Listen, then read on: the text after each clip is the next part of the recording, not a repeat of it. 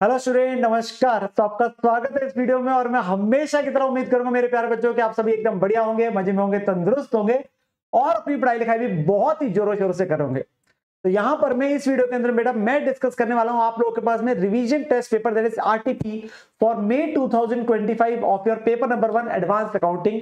RTP institute के द्वारा just कुछ समय पहले ही आप लोगों के लिए रिलीज करे गए थे और ये हमेशा बहुत यूजफुल रहते हैं जो ये बच्चे अपने पास में अपने एग्जामिनेशन की तैयारी कर रहे हैं। बिकॉज आप लोगों को पता चल जाता है कि इस चैप्टर से कैसा क्वेश्चन आया है इस बार के आरटीपी में। और काफी बार ऐसा देखने को मिलता है आरटीपी से क्वेश्चन जो है काफी बार पेपर में भी आ जाते हैं। इस बार के आरटीपी के अंदर मैं बोलूं तो आपके पास में कुछ क्वेश्चन ऐसे हैं जो कि आप बोल सकते हैं कि थोड़े बहुत नए टाइप से है, ठीक है ना। बट कॉन्सेप्चुअली हमारे पास सारी चीजें ऑब्वियसली लेक्चर्स के अंदर में क्लासेस में जो बच्चे हमारे साथ पढ़े उनके साथ में सारी चीजें कवर्ड है, तो उनको ऐसा नहीं लगेगा कि कोई ऐसा कोई नया पॉइंट है कि जो डिस्कस ना करो। यस, बट हमें क्वेश्चंस को देखना जरूरी है। काफी क्वेश्चन तो ऐसे जो ऑलरेडी हमारे रिस्पेक्टिव टॉपिक्स के अंदर में कवर्ड है, तो वो डुप्लीकेट काइंड ऑफ क्वेश्चन भी है।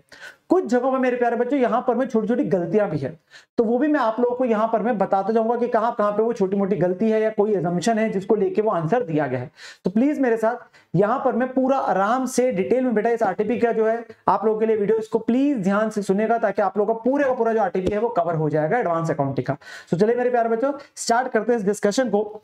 तो सबसे पहले बेटा जो यहाँ पर मैं क्वेश्चन है वो कुछ स्टार्टिंग में जैसे केस सिनेरियो बेस्ड क्वेश्चन यहाँ पे इंस्टीट्यूट ने डाले हैं। दो केस सिनेरियो, एक डायरेक्ट आपके पास में एमसीक्यू है। तो एक बार के लिए पढ़ना शुरू करते हैं। तो part 1 that is multiple choice question based on case scenarios, ठीक है ना। तो इसके अंदर में है in the books of G limited, तो एक कंपनी है G limited, closing inventory as at 31 March 2024 amounts to rupees 10,40,000 on the basis of FIFO method.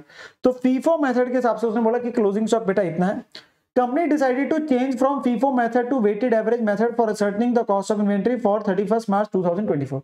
तो उन्होंने अपना मेथड ऑफ वैल्यूएशन जो वो चेंज किया, फीफो से वेटेड एवरेज में गया। तो दैट इज चेंज इन आपके पास में जो अकाउंटिंग पॉलिसी है वो चेंज करी जा रही है, ठीक है ना, method of valuation on the base of weighted average method. जो क्लोजिंग स्टॉक है वो है 8,80,000। अब ऑब्वियसली वेटेड एवरेज के हिसाब से डिफरेंट वैल्यू है।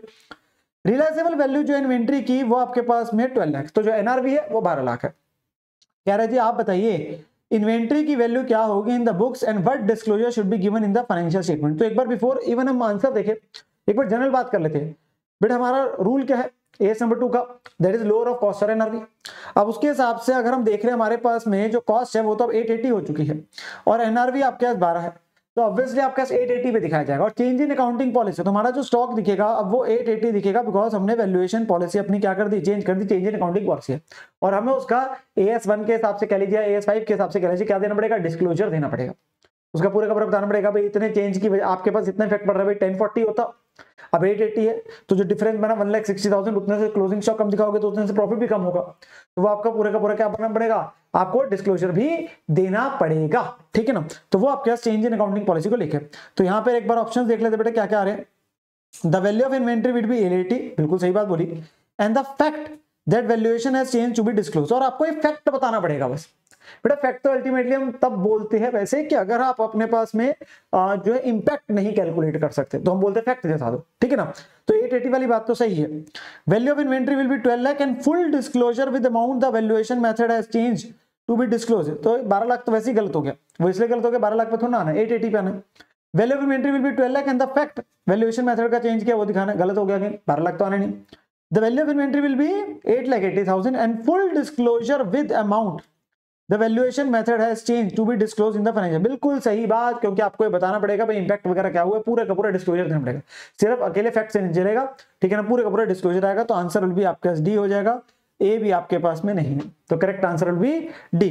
तो एक बार के लिए आंसर में भी देख लेते बेटा। तो यहाँ पर मैं आंसर की जो आगे जाके कुछ पेज किया था, डी है, बिल्कुल सही बात है। नाउ नेक्स्ट आपके पास जो दिया गया है वो आपके पास में आ रहा है बेटा क्वेश्चन यहाँ पे। ए लिमिटेड का बैलेंस है 17,50,000 का इन द 17,15,000 का in the loan account with the state finance corporation, जिसमें इंक्लूड है 1,15,000 का interest accrued but not due. ओहो, तो टोटल लोन के अंदर में इतना अमाउंट तो क्या है, interest accrued but not due है।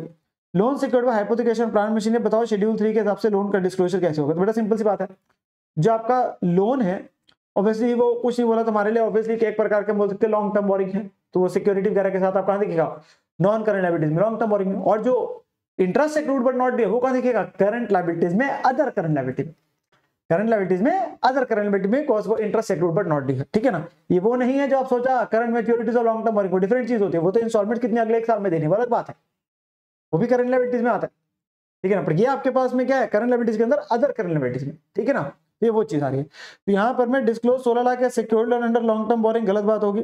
Disclose 16 secured loan under long term borrowing and 115 under short term borrowing, गलत हो गया। शॉर्ट टर्म बोरिंग में थोड़ा आएगा, अदर करंट लायबिलिटी में आएगा। 16 lakh as secured loan under long term borrowing and 115 under other current liabilities, बिल्कुल सही है। सर 16 लाख कैसे है? अरे यार टोटल में 17,15,000 है और उसमें इंक्लूड था 1,15,000, तो बचा कितना रहेगा, 16 लाख रहेगा ना। तो 16 लाख रुपए 16 लाख रुपीज कहां दिखाई देगा, 16 लाख रुपीज हम लोग दिखाएंगे लॉन्ग टर्म बोरिंग में, और 1,15,000 का जो interest accrued but not due है, जो इंटरेस्ट बनता था अभी आपके बन चुका है, इस पीरियड का एक्रू हो गया, ड्यू नहीं हुआ, चाहे पेमेंट आपके पास बाद में करनी है, ठीक है ना। तो वो आपके पास में क्या है, वो आपके पास कहां दिखेगा, अदर करंट लायबिलिटीज में, ठीक है ना।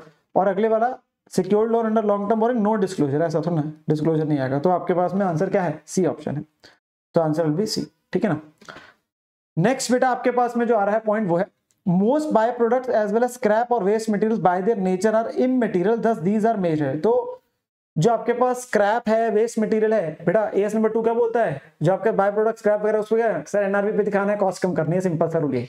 इमटेरियल होता है तो आपका एनआरवी पे दिखा के कॉस्ट कम करनी है, तो कॉस्ट पे दिखाना है no, cost and which is lower वो इस पे नहीं लगता, नील ऐसा थोड़ी ना एनआरवी, तो उनको किस पे वैल्यू करते हैं, एनआरवी पे, और फिर उसे कॉस्ट से हम डिडक्ट कर देते हैं, ठीक है ना। तो answer is D. Now moving towards the descriptive part question बेटा। तो क्वेश्चन है सबसे पहले what do you mean by AS 1 से what do you mean by accrual in reference to AS number 1।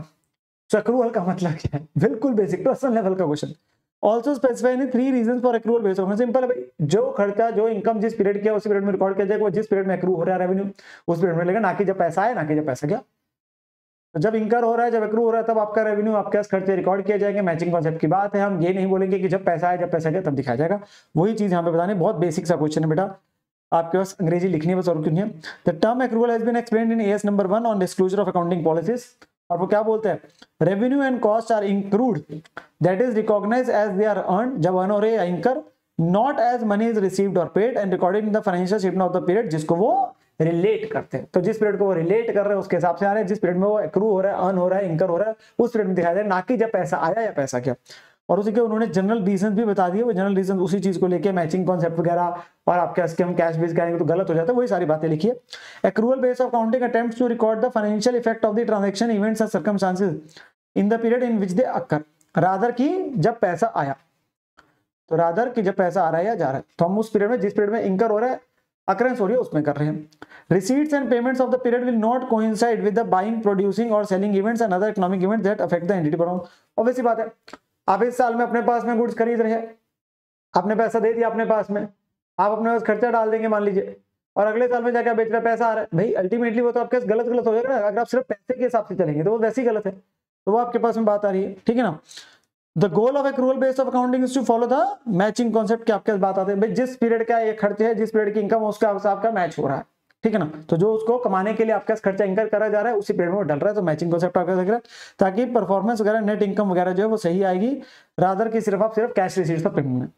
Accrual base of accounting recognize करता है asset liabilities को आपके फॉर द अमाउंट रिसीव्ड और paid in cash in past and the amount expected to be received और paid in cash in future. तो obviously बात है, पैसा कब आ रहा है या जा रहा है उससे फर्क नहीं पड़ता, किस पीरियड से वो रिलेट कर रहा है उस पर फर्क पड़ता है। हो सकता है पैसा आपके पास पहले आ चुका है या एडवांस था, या आपके पास बाद में आएगा, वो आउटस्टैंडिंग है, तो अलग बात है, ठीक है ना। फिर इंपॉर्टेंट है based on the cash receipts and outlay in timing of recognition of revenue expense gain and loss, भाई कब आपके रिकॉग्निशन कब कर रहे हैं, किस पॉइंट ऑफ टाइम पे कर रहे हैं, तो उसको लेके बात हो रही है, ठीक है ना। तो जनरल क्वेश्चन था बिल्कुल, इसमें मैं नहीं बोलूंगा क्योंकि टेक्निकल पॉइंट था, ठीक है ना। अगला आप चलते बेटा, वैल्यूएशन ऑफ इन्वेंटरी एज 2 का है। फ्रॉम द फॉलोइंग इन्फॉर्मेशन जो है you are required to compute the closing stock, तो आपको क्लोजिंग स्टॉक की वैल्यू बतानी है, निकाल के दिखानी है यहाँ पे।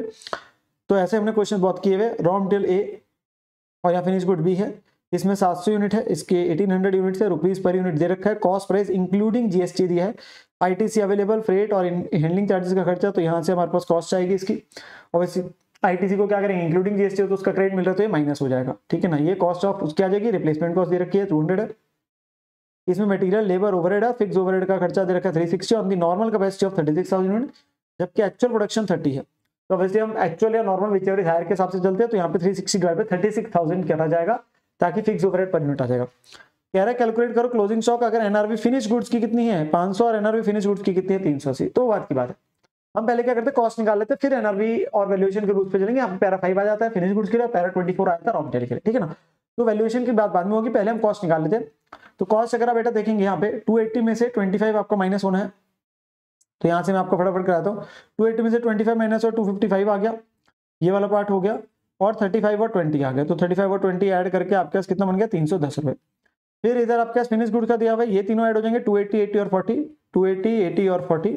और फिक्स ओवरहेड का कितना दिया हुआ है 3,60,000 डिवाइड बाय 36,000, क्योंकि आपका रिकवरी किससे हो रही है एक्चुअल और नॉर्मल प्रोडक्शन विच एवरेज है, ठीक है ना। तो 360 डिवाइड बाय 36,000 यूनिट्स आपका 10 रुपीज, तो 410 हो जाएगा, ये कॉस्ट पर यूनिट इसकी होगी। तो दोनों की कॉस्ट आ गई। अब हमारे पास में एक की रिप्लेसमेंट कॉस्ट दे रखी है, एक के एनआरवी है, पर एनआरवी के दो केसेस है। तो सबसे पहले हम बात करते हैं, अगर एनआरवी हमारी कितनी है 500 रुपए है, 500 है, तो अगर एनआरवी 500 है तो मुझे बताओ फिनिश गुड्स को किस पे वैल्यू करेंगे। सर पैरा 5 बोलता है लोअर ऑफ कॉस्ट और एनआरवी, तो कॉस्ट उसकी कितनी थी सर, कॉस्ट थी 410 और एनआरवी है 500। तो सिंपल सी बात है हमारे पास किस पे होगा वैल्यू 410 पे, और उसके यूनिट्स कितने थे 1800। सो 1800 इंटू 410 आपका 738 हो गया, ठीक है ना। तो चेक कर लीजिए वैल्यू 1800 इंटू आपके पास में 410, तो 7,38,000 आ गया। और सर रॉ मटेरियल का किस पे करेंगे, सर रॉ मटेरियल के लिए तो पैरा 24 लगाएंगे। अगर उस रॉ मटेरियल से जो फिनिश गुड बन रहा है, जो कि ऑब्वियसली इसमें ही मान रहे हैं कि उसी रॉ मटेरियल से वो फिनिश गुड बन रहा है, अगर उसका सेलिंग प्राइस फिनिश गुड्स का उसकी कॉस्ट से ज्यादा है, तो रॉ मटेरियल को कॉस्ट पे दिखाना है, उसका लॉस बुक नहीं करना, क्योंकि वो होगा ही नहीं ना कभी, तो उसको लॉस बुक नहीं करना। तो हमारे पास ये 200 है, और वो कितना था आपके पास में 310, तो हमें किस पे दिखाना है 310 पे दिखाना, 200 का रोल ही नहीं सर, लोअर नहीं दिखाना, नहीं क्यों, क्योंकि फिनिश गुड्स का सेलिंग प्राइस, यहाँ पे फर्स्ट केस में एफजी का सेलिंग प्राइस उसकी कॉस्ट से ज्यादा है, क्योंकि वो सेलिंग प्राइस 500 है और कॉस्ट 410 है। तो आरएम को किस पे दिखाते हैं बेटा, एट कॉस्ट 310 पे दिखाएंगे 700 यूनिट है। ये केस नंबर 1 का आंसर हो गया, केस नंबर 1 का आंसर होगा। और अगर दूसरा केस जो है, उस केस में एफजी की एनआरवी जो बोली है, अगर वो 380 है,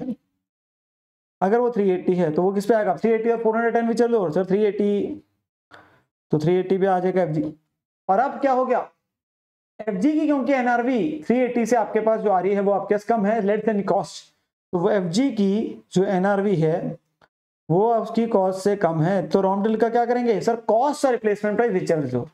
तो कॉस्ट कितनी थी 310 और रिप्लेसमेंट कॉस्ट कितनी थी सर 200 रुपए, तो 200 और 310 विच एवर सर 200 रुपए, तो 200 रुपए पे आ जाएगा। तो इस केस में आपका रॉ मटेरियल का भी जो लॉस है वो भी आपका ऑब्वियसली रिकॉर्ड हो जाएगा, ठीक है ना। तो यहाँ पे आपके पास में आ जाएगा। ये आपका क्वेश्चन है 5 और 24 का, इसके हमने बहुत सारे क्वेश्चन लेक्चर में करते हैं, ठीक है ना। तो उसी को लेके क्वेश्चन था, हमने कॉस्ट दिखानी थी दोनों की, बाकी हमने अपने पास नियम जरूर लिखे हमेशा की वैल्यूएशन नियम क्या है, ठीक है ना, 1 लाइन में। फिर अगला है बेटा क्वेश्चन AS3 का कैश फ्लो स्टेटमेंट का। From the following data Vishnu limited prepare cash flow statement from operating activity का ही बताना है सिर्फ, और यूजिंग डायरेक्ट मेथड क्वेश्चन ने बोल दिया। तो डायरेक्ट मेथड और आपके पास ऑपरेटिंग एक्टिविटी वाला ही बताना है, बाकी नहीं बताना है इन्वेस्टिंग फाइनेंसिंग। तो यहाँ पर मैं इन्फॉर्मेशन में दे रखे बेटे, यहाँ पे ये 31 मार्च 24, 31 मार्च 23, तो ये ओपनिंग है और ये क्लोजिंग वैल्यूज है। इन्वेंटरी दे रखे, trade receivable, cash and cash equivalent है, करंट लायबिलिटीज में trade payable, provision for tax, बस उतनी आइटम दे रखे क्योंकि हमें सिर्फ ऑपरेटिंग का काम करना है ना। और summary of statement of PNL है, जिसमें sales minus cost of sale, other income में चीजें दे रखे, तो इंटरेस्ट का, इंश्योरेंस क्लेम मिला है, कुछ खर्चे में डेप्रिसिएशन, एडमिन, इंटरेस्ट खर्चा, फॉरेन एक्सचेंज का लॉस है, नेट प्रॉफिट बिफोर टैक्स है, और इनकम टैक्स माइनस करके नेट प्रॉफिट आ गया, ठीक है ना। टेक्निकली हम ये बोल सकते हैं फायर इंश्योरेंस का जो क्लेम है वो नीचे आप दिखा सकते थे एक्स्ट्राऑर्डिनरी के तौर पे, हम बोलते हैं वो यहाँ पे नहीं दिया, पर हम तो ऑब्वियसली उसे वहीं पे दिखा देंगे, एक बार उस पर बात करेंगे। एडिशनल इन्फॉर्मेशन में trade receivable and trade payable जो अंदर में इंक्लूड है amount relating to credit sale and credit purchase, obviously बात है वो कुछ नहीं बोला तो आपका यही माना जाता है, ठीक है ना। ट्रेड रिसीवेबल ट्रेड पेबल कौन से है, जिनसे आप उधार पे खरीद रहे हो, उधार पे बेच रहे हो, ठीक है ना। फॉरेन एक्सचेंज लॉस क्या है, रिप्रेजेंट कर रहा है increment in the liability of a long term borrowing due to exchange rate fluctuation between the acquisition date and the balance sheet date. तो उसने क्लियर कर दिया जो फॉरेन एक्सचेंज का लॉस है वो किसका है, वो हमारा जो लॉन्ग टर्म बोरिंग है उसको हमने जो अपने पास में करा होता है, और जिस दिन लोन लिया और ईयर एंड का जो अल्टीमेटली आता है वो रिपोर्टिंग रेट पे, क्योंकि मॉनिटरी आइटम होती है तो उसको क्लोजिंग रेट पे दिखाते हैं AS11 के हिसाब से, तो उसका एक्सचेंज डिफरेंस है, वो पीएल में एक्सचेंज डिफरेंस आपका रिकॉर्ड हो जाता है, ठीक है ना। तो वो जनरल आपके बोला हुआ उसका कोई रिलेशन वैसे भी डायरेक्ट मेथड में नहीं आएगा, इनडायरेक्ट होता है तो क्योंकि वो नुकसान के तौर पर डाला तो एड बैक हो जाता है बस, ठीक है ना। तो यहाँ पे अभी इसका यहाँ पे रोल इसलिए नहीं आएगा क्योंकि डायरेक्ट मेथड। अब डायरेक्ट मेथड में क्या चाहिए सर, डायरेक्ट मेथड में तो सिंपल था ना, cash sale collection from debtor, cash purchase, payment to creditor, खर्चे कितने पे करें, इनकम टैक्स कितना पे किया, वो सारी चीजें आती है। तो हम उसी चीजों पे जाना है। अब कैश सेल है नहीं, क्योंकि सीधा सेल्स दे रखी है, सीधा सेल्स दे रखी है, ये है सेल्स की वैल्यू। और इस सेल से हमें क्या करना है, तो सर जो सेल डली है तो कौन सी है, ऑब्वियसली कुछ नहीं बोला, क्रेडिट वाली है। तो कुछ कैश होती तो अलग होती, नहीं बताया, तो क्रेडिट वाली है। और डेटर दी है, डेटर मतलब ट्रेड रिसीवेबल। तो हम क्या करेंगे, ओपनिंग क्लोजिंग दे रखे है और आपके पास में सेल्स दे रखी है, तो 8550 की सेल और ओपनिंग क्लोजिंग से क्या निकल जाएंगे, कलेक्शन फ्रॉम डेटर। तो यहाँ पे हमारे पास में अकाउंट बना हुआ है, ये ओपनिंग है 188, अगर हम एक बार के लिए देख ले 188, 205 क्लोजिंग है। आप प्लस माइनस करके दिखाना चाहते वो भी कर सकते हैं। 2 सेल्स आ गई 8550 और ये आ गई कलेक्शन, ये आ गई कलेक्शन 8533। तो ये कलेक्शन फ्रॉम डेटर यहाँ डल जाएगा, कैश रिसीट फ्रॉम डेटर 8533। ठीक है जी। अब आती है बात payment to creditors. Okay sir, payment to creditor, sir ये तो कॉस्ट ऑफ सेल दिए, सर ये तो परचेज थोड़ा दिए। हाँ अभी पहले ये समझो, ये कॉस्ट ऑफ सेल है, cost of goods sold, opening stock plus purchases minus closing stock equal to ये वैल्यू दे रखी है।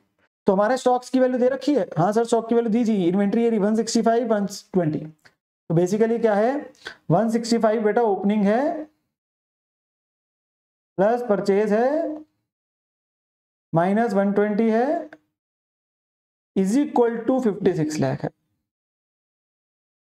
तो उससे आएगी परचेज और फिर क्रेडिटर का अकाउंट बना के निकलेगी पेमेंट टू क्रेडिटर, क्योंकि कैश परचेज नहीं है ना। तो ये आपके पास सॉल्व किया जाएगा, ये आपके पास सॉल्व आया, ये परचेज आई और फिर क्रेडिटर अकाउंट बना। और क्रेडिटर अकाउंट में क्या क्या डलेगा, सर ओपनिंग कितना है 215, 215 और 195, 215 और 195, ये आगे परचेज जो ये वाली वैल्यू डली थी यहाँ पे, और ये आगे पेमेंट टू क्रेडिटर, ये आगे पेमेंट टू क्रेडिटर। तो वो थोड़ा सा ध्यान रखना, वो ऑटोमेटिकली देखो इंडायरेक्ट मेथड में तो ऑटोमेटिक हो रहा है, क्योंकि आप चेंज डालते हो, change in inventory, change in debtor, change in creditor, इसलिए तो डालते हो। ठीक है ना। तो हम जो फॉर्मेट को समझते हैं, तो ये आ गया पेमेंट टू जो आपने क्रेडिटर्स को करा। ठीक है जी। फिर अगला कौन सा है सर, ये वाले का रोल हो गया, ये वाले का रोल हो गया, ऊपर इन्वेंट्री का डेटर क्रेडिटर का हो गया।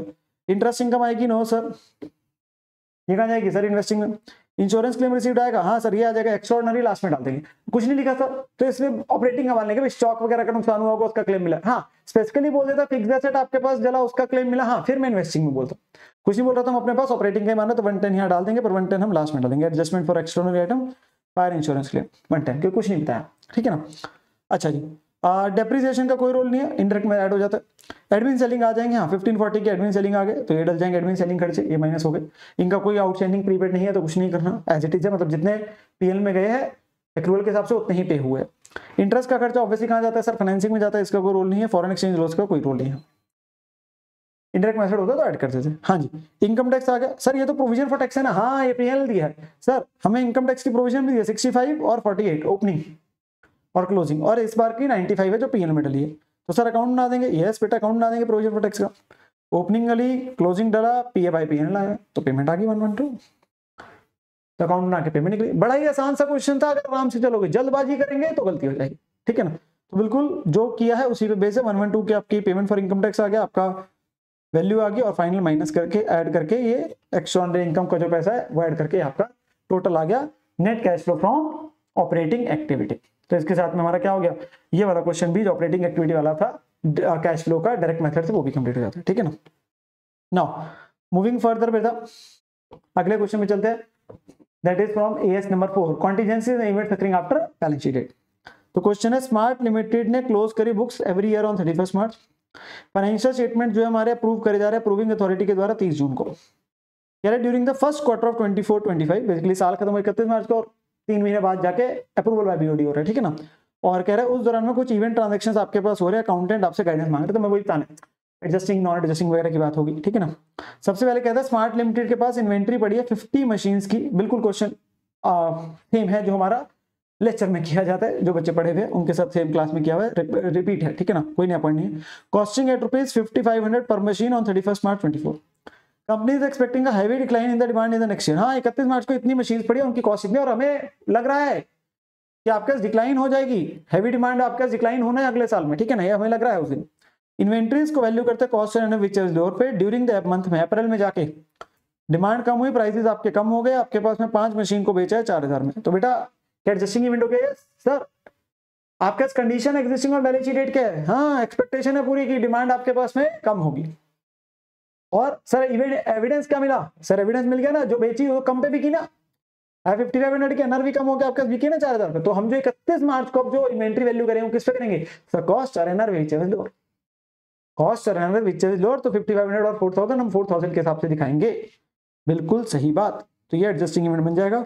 तो पहले बेटा ज्ञान लिखा हुआ है क्या आपके पास एएस बोलता है वही बात लिखी हुई है। Events occurring after balance sheet date किन इवेंट्स को कवर करता है, चाहे फेवरेबल अनफेवरेबल जो भी सारी चीज है, साल खत्म होने से लेकर जब तक बोर्ड ऑफ डायरेक्टर का अप्रूवल नहीं होता। दो भागों में बांटा क्या, एडजस्टिंग नॉन एडजस्टिंग, एडजस्टिंग का इफेक्ट देते हैं, नॉन एडजस्टिंग का डिस्क्लोजर आता है जो मटेरियल होती है, ठीक है ना। अब यहाँ पर मैं वही लिखा है कि एक्सपेक्टिंग हैवी डिक्लाइन है in the demand, adjusting event हो जाएगा, तो एडजस्ट करना पड़ेगा। जो अमाउंट रिकॉग्नाइज किया गया मतलब 31 मार्च की हम जो वैल्यू किस पे करेंगे इसे 4000 रुपीज पे वैल्यू करेंगे, तो टोटल वैल्यू कितनी हो जाएगी 2 लाख रुपीज, 50 मशीन की 4000 पे, तो उतने वैल्यू करेंगे ताकि लॉस तभी रिकॉर्ड आपका हो जाएगा, ठीक है ना, एनआरवी पे दिखाने की वजह से। अगला पॉइंट क्या है, a fire has broken out in the companies godown on 15th of April, the company का लॉस इतने का हो रहा है, ऑफिस 75% रिकवरेबल। ओह फिर तो बाद में लगी, तो बाद में लगी तो 31 मार्च को तो कुछ है ही नहीं, तो ऑब्वियसली क्या हो गया नॉन एडजस्टिंग इवेंट हो गया। हाँ पर अगर उस आग से कुछ ऐसा होता है कि जिससे गोइंग कंसर्न की असम्पशन ही वैलिड ना हो, तो उस केस के अंदर बोलते हैं एडजस्टिंग बन जाता है, तो एक्सेप्शन है नॉन एडजस्टिंग का, ठीक है ना। पर यहाँ पे तो बोला है कि लॉस आपके क्या हो जाएगा, उसका तो क्लेम मिल जाएगा, तो कंपनी बंद थोड़ा ना होने की, बंद नहीं होनी, तो नॉन एडजस्टिंग इवेंट ही है। डिस्क्लोजर वगैरह आप दे सकते हैं अपना अगर वो ऑब्वियसली मटेरियल वगैरह, तो यहाँ पे वो नॉन एडजस्टिंग इवेंट ही है, ठीक है ना। तो फायर जो हुई वो बाद में हुई है, तो एडजस्टमेंट नहीं होगी for the loss. Going concern assumption को इवैल्यूएट करते हैं, गोइंग कंसर्न अजम्पशन एप्रोप्रिएट है, क्यों, क्योंकि ऑब्वियसली आपका क्लेम ऐसा नहीं है कि इस आग लगने की वजह से बिजनेस बंद हो जाएगा, ठीक है ना, तो आपके पास में कोई डिस्क्लोजर की भी आवश्यकता नहीं, तो नॉन एडजस्टिंग इवेंट है, डिस्क्लोजर की भी कोई आवश्यकता नहीं है। हाँ वैसे यहाँ पे आप बोल सकते हैं कि अगर मटेरियल सिग्निफिकेंट है तो डिस्क्लोजर की बात हो सकती है, वो नहीं है तो वो भी नहीं हमें देने की जरूरत, ठीक है ना।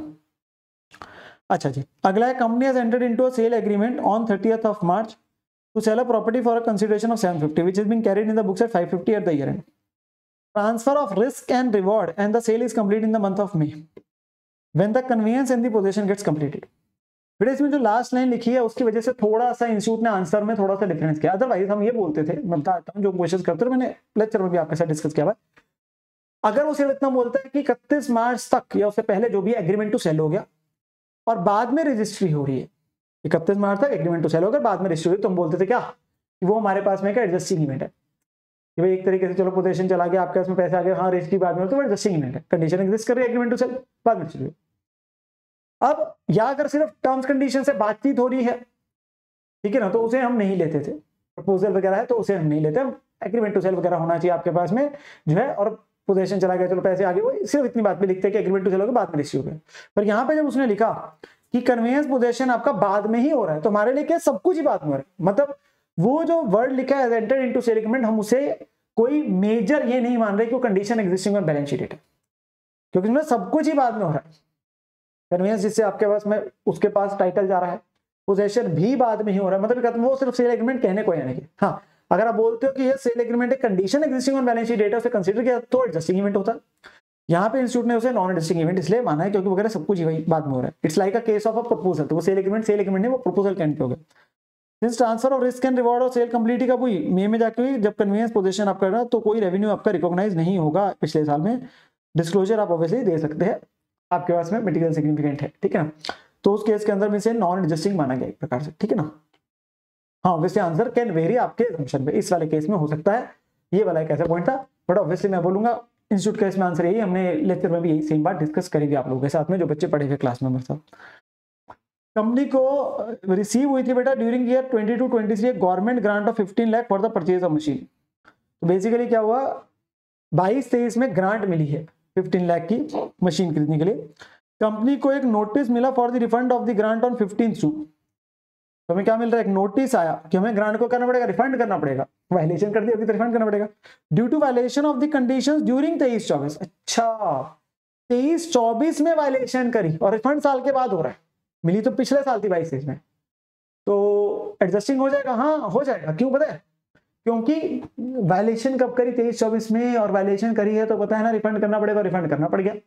तो condition existing on balance sheet क्या, आपने कंडीशन वैलिड करी और आपको पता वैलिड कर रहे तो कभी ना कभी रिफंड करना पड़ेगा, और एक्चुअली में रिफंड करना पड़ गया अप्रूवल से पहले, तो उसके अंदर की एडजस्टिंग हो जाएगा, तो एंट्रीज का इफेक्ट तभी ले लेंगे।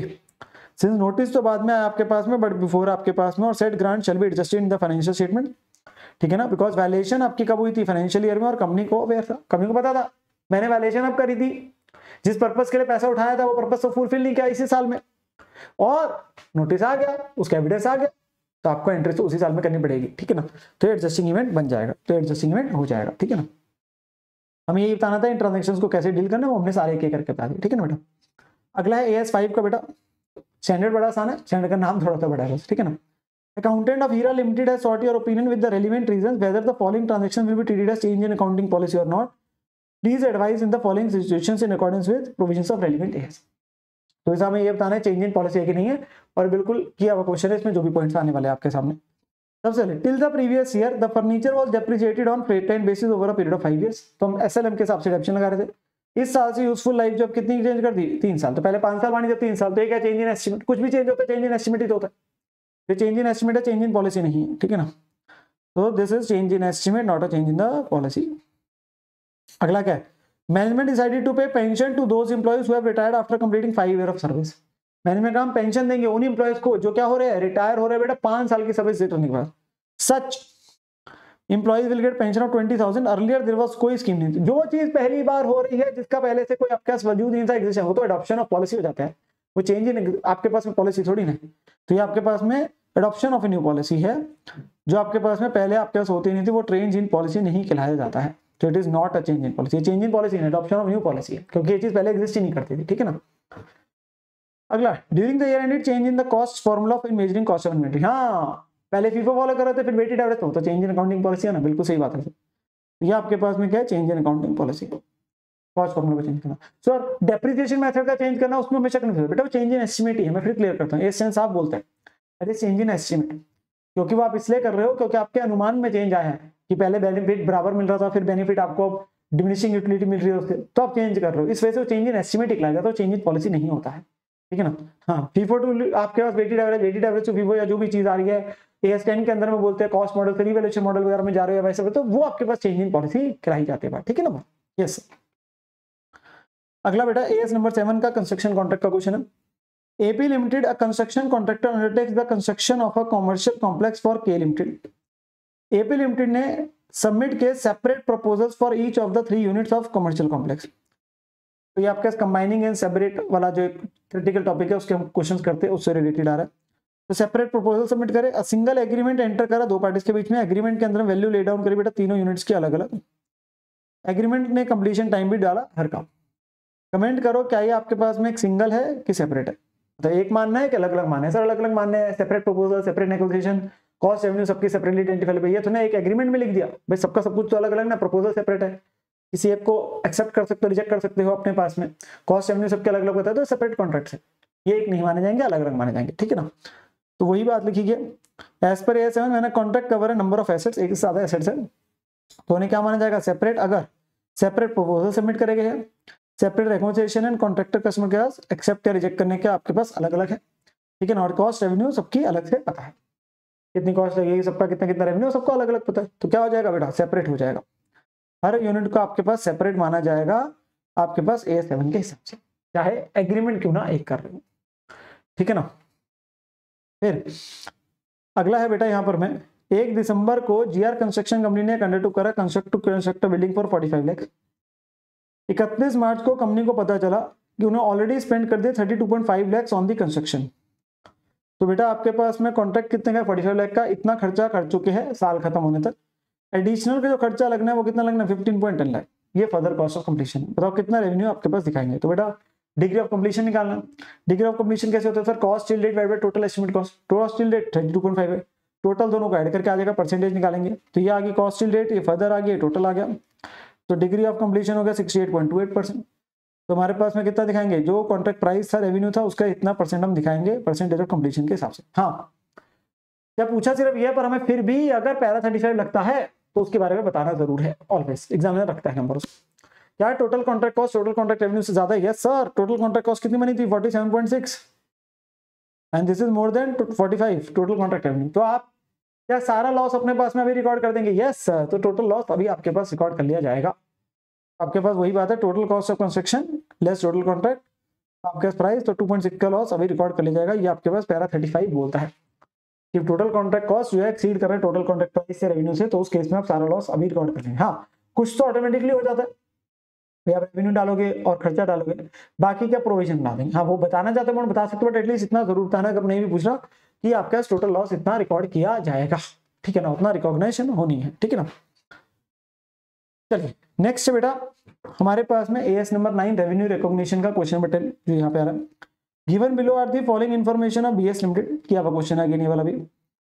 Goods of rupees 50,000 were sold on 18th of March, but at the request of the buyer, these were delivered on 15th of April. तो बेटा एक बार के लिए 3 पॉइंट्स दे रखे हैं, उसके बाद क्या पूछ रहा है, एडवाइस करना है अकाउंटेंट को विद वैलिड रीजंस कितना अमाउंट रेवेन्यू के तौर पे इस साल रिकॉर्ड किया जाएगा। तो कितना रेवेन्यू बनना है वो बताना है हमें, कितना रेवेन्यू बनना है वो बताना है, ठीक है ना बात। तो अब यहाँ पर मैं पहले पॉइंट में सर 31 मार्च 24 को साल खत्म हुआ, डिलीवरी आपके सेल पहले हो गई पर डिलीवरी, सर ये तो हो गया delivery delayed by request, delivery delayed by, तुम क्या रेवेन्यू रिकॉर्ड कर लेंगे, यस इफ ऑब्वियसली आइटम जो आपके पास रेडी टू डिस्पैच वगैरह है आइडेंटिफाइड है फॉर डिलीवरी, तो उस केस के अंदर में आपके पास अभी सेल रिकॉर्ड कर ली जाएगी। तो उसमें आप कंडीशंस वगैरह जरूर बता सकते हैं कि सेल ऑफ गुड्स की क्या कंडीशन होती है, कि transfer of property in goods आपके पास में है, no significant uncertainty regarding consideration, no significant uncertainty regarding collection, तो वो आप चीजें जरूर बता दिए।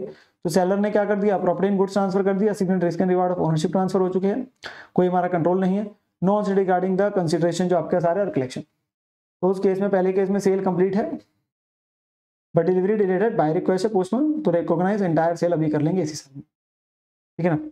अगला पॉइंट क्या है, 13 जनवरी को गुड्स 125 के भेजे गए थे कंसाइनमेंट बेसिस पे, जिसमें से 20% अभी भी अनसोल्ड है with the consignee as on 31 March. तो सर कंसाइनर कंसाइनी में क्या होता है, कंसाइनमेंट में सर हम सेल कितने को माने, जितना हमने कंसाइनी को भेजा, नहीं जितना कंसाइनी ने आगे थर्ड पार्टी को भेजा, तो जो हमने उसको बेचा था और वो आगे नहीं बेच पाया, अभी जो उसका बचा रहेगा हमारा रेवेन्यू नहीं है, हमारा ही तो एजेंट है, हमने अपने एजेंट को दिया है, तो हमारी सेल हमारा रेवेन्यू नहीं है, ठीक है ना। तो हम कितना रिकॉर्ड कर सकते हैं सर, 20% का बचा रहेगा, हम 80% ही कर सकते हैं। तो कंसाइनमेंट सेल में रेवेन्यू कब रिकॉर्ड होगा, until the goods are sold to third party. 20% अभी भी बचे रह गए हैं, तो वो क्लोजिंग में आएंगे, तो हमारा रेवेन्यू कितना होगा 80% ऑफ 1 लाख रुपीज, ठीक है ना। और तीसरा है 1 lakh worth of goods sale on approval basis है 1 दिसंबर 2023 को, 3 महीने का समय था, आफ्टर विच उन्हें क्या मान लेंगे सेल। बायर ने अप्रूवल भेजा 75% का 31 जनवरी को, 2 महीने बाद, दिसंबर और जनवरी 2 महीने निकल गए, उसने 75% का अप्रूवल भेज दिया और कुछ नहीं बताया अप्रूव या रिजेक्ट बाकियों का 31 मार्च तक। तो क्या करेंगे सर, 75% दिखाएंगे ना, क्योंकि उतने का तो अप्रूव हो गया। अरे यार 25% भी बनेगा, क्यों, क्योंकि उसका टाइम पीरियड फॉर रिजेक्शन खत्म हो गया। तो कब मानी जाती है सेल, जब उसने क्या किया, एक्सप्रेस अपना अप्रूवल ही दे दिया, एक्सप्रेस कंसेंट जो हम बोलते हैं, अप्रूवल ही दे दिया उतने समय के अंदर में, या उसने कुछ ऐसा एक्ट किया विच शोज आपके पास में उसका कंसेंट विच इज इंप्लाइड आपके पास जो कंसेंट है। और तीसरा क्या था, लैप्स ऑफ टाइम। तो लैप्स ऑफ टाइम कैसे, तो 75% तो अप्रूव हो गया, 25% लैप्स ऑफ टाइम में, क्यों, क्योंकि 1 दिसंबर में बेटा 3 महीने ऐड करूंगा तो 1 मार्च को जाके आपके पास में बन गया ना। हाँ यही डेट आपके पास अगर 5 महीने होती तो अगले साल जा पाता, फिर 75% का बोलता, क्योंकि जितने का नहीं है और अभी टाइम पीरियड है फॉर रिजेक्शन, फिर नहीं मेरे कर सकता था।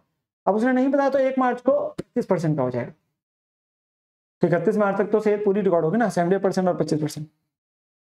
तो revenue should not be recognised until the goods have been formally accepted by the buyer, और उसने कोई एक्ट किया अडॉप्टिंग द ट्रांजैक्शन और time period for rejection has elapsed, ठीक है ना। यहाँ पे रेवेन्यू पूरे का पूरा ही रिकॉर्ड किया जाएगा, क्योंकि टाइम पीरियड फॉर रिजेक्शन क्या हो गया, खत्म हो गया, तो पूरा आ जाएगा 1 लाख का 1 लाख पूरा जितने का था। तो अब टोटल तीनों का कर देना है आपके पास में, तो तीनों का टोटल कर दीजिए। पहले पॉइंट में 50 था, फिर 1 लाख, फिर 1 लाख, तो 150 का टोटल रेवेन्यू इस बार का बन गया। तो बिल्कुल सेम क्वेश्चन था, कोई ऐसा अलग पॉइंट नहीं था जो हमने नहीं किया, ठीक है ना। अगला बेटा आ रहा है क्वेश्चन एएस नंबर 10 का, पीपी का क्वेश्चन अगेन किया हुआ है। Srishti limited contracted with a supplier to purchase machinery which is to be installed in department A in 3 months time. Special foundations were required for the machinery which were to be prepared within this supply lead time. Cost of site preparation and laying foundation were इतना है। Basically यहाँ पे आपके सीधे बताता जा रहा है, खर्चे बताता जाएगा पैराग्राफ में, और हमसे लास्ट में क्या पूछ रहा है, अमाउंट बताओ जिसपे मशीनरी को कैपिटलाइज करना है AS10 के हिसाब से, और कुछ चीजें लिखी उसके रेवेन्यू। तो हमें बताना है कितनी टोटल कॉस्ट है, क्या है जो साइट प्रिपरेशन और नींव जो रख रहे हैं, जगह जो प्रिपेयर कर रहे हैं जहाँ पे मशीन को रखा जाना इंस्टॉल होना है, उसकी जो नींव बना रहे हैं फाउंडेशन वगैरह, क्या वो कॉस्ट कैपिटलाइज होगी, रेट यूज का सारा आता है ना, 141,870 आपके कॉस्ट में आ जाएगा, यस सर मैं साथ डाल देता हूँ, साइट प्रिपरेशन कॉस्ट तो आएगी। फिर अगला क्या है, इन एक्टिविटीज को सुपरवाइज किया टेक्नीशियन ने पूरे पीरियड में, जिसको कितने पे रखा हुआ है 45,000 पर मंथ। बेटा 45,000 क्योंकि पर मंथ लिख रहा है, तो देख लेना कितना समय है, ऐसा 3 महीने का समय है, क्योंकि 45,000 पर मंथ है, ओके।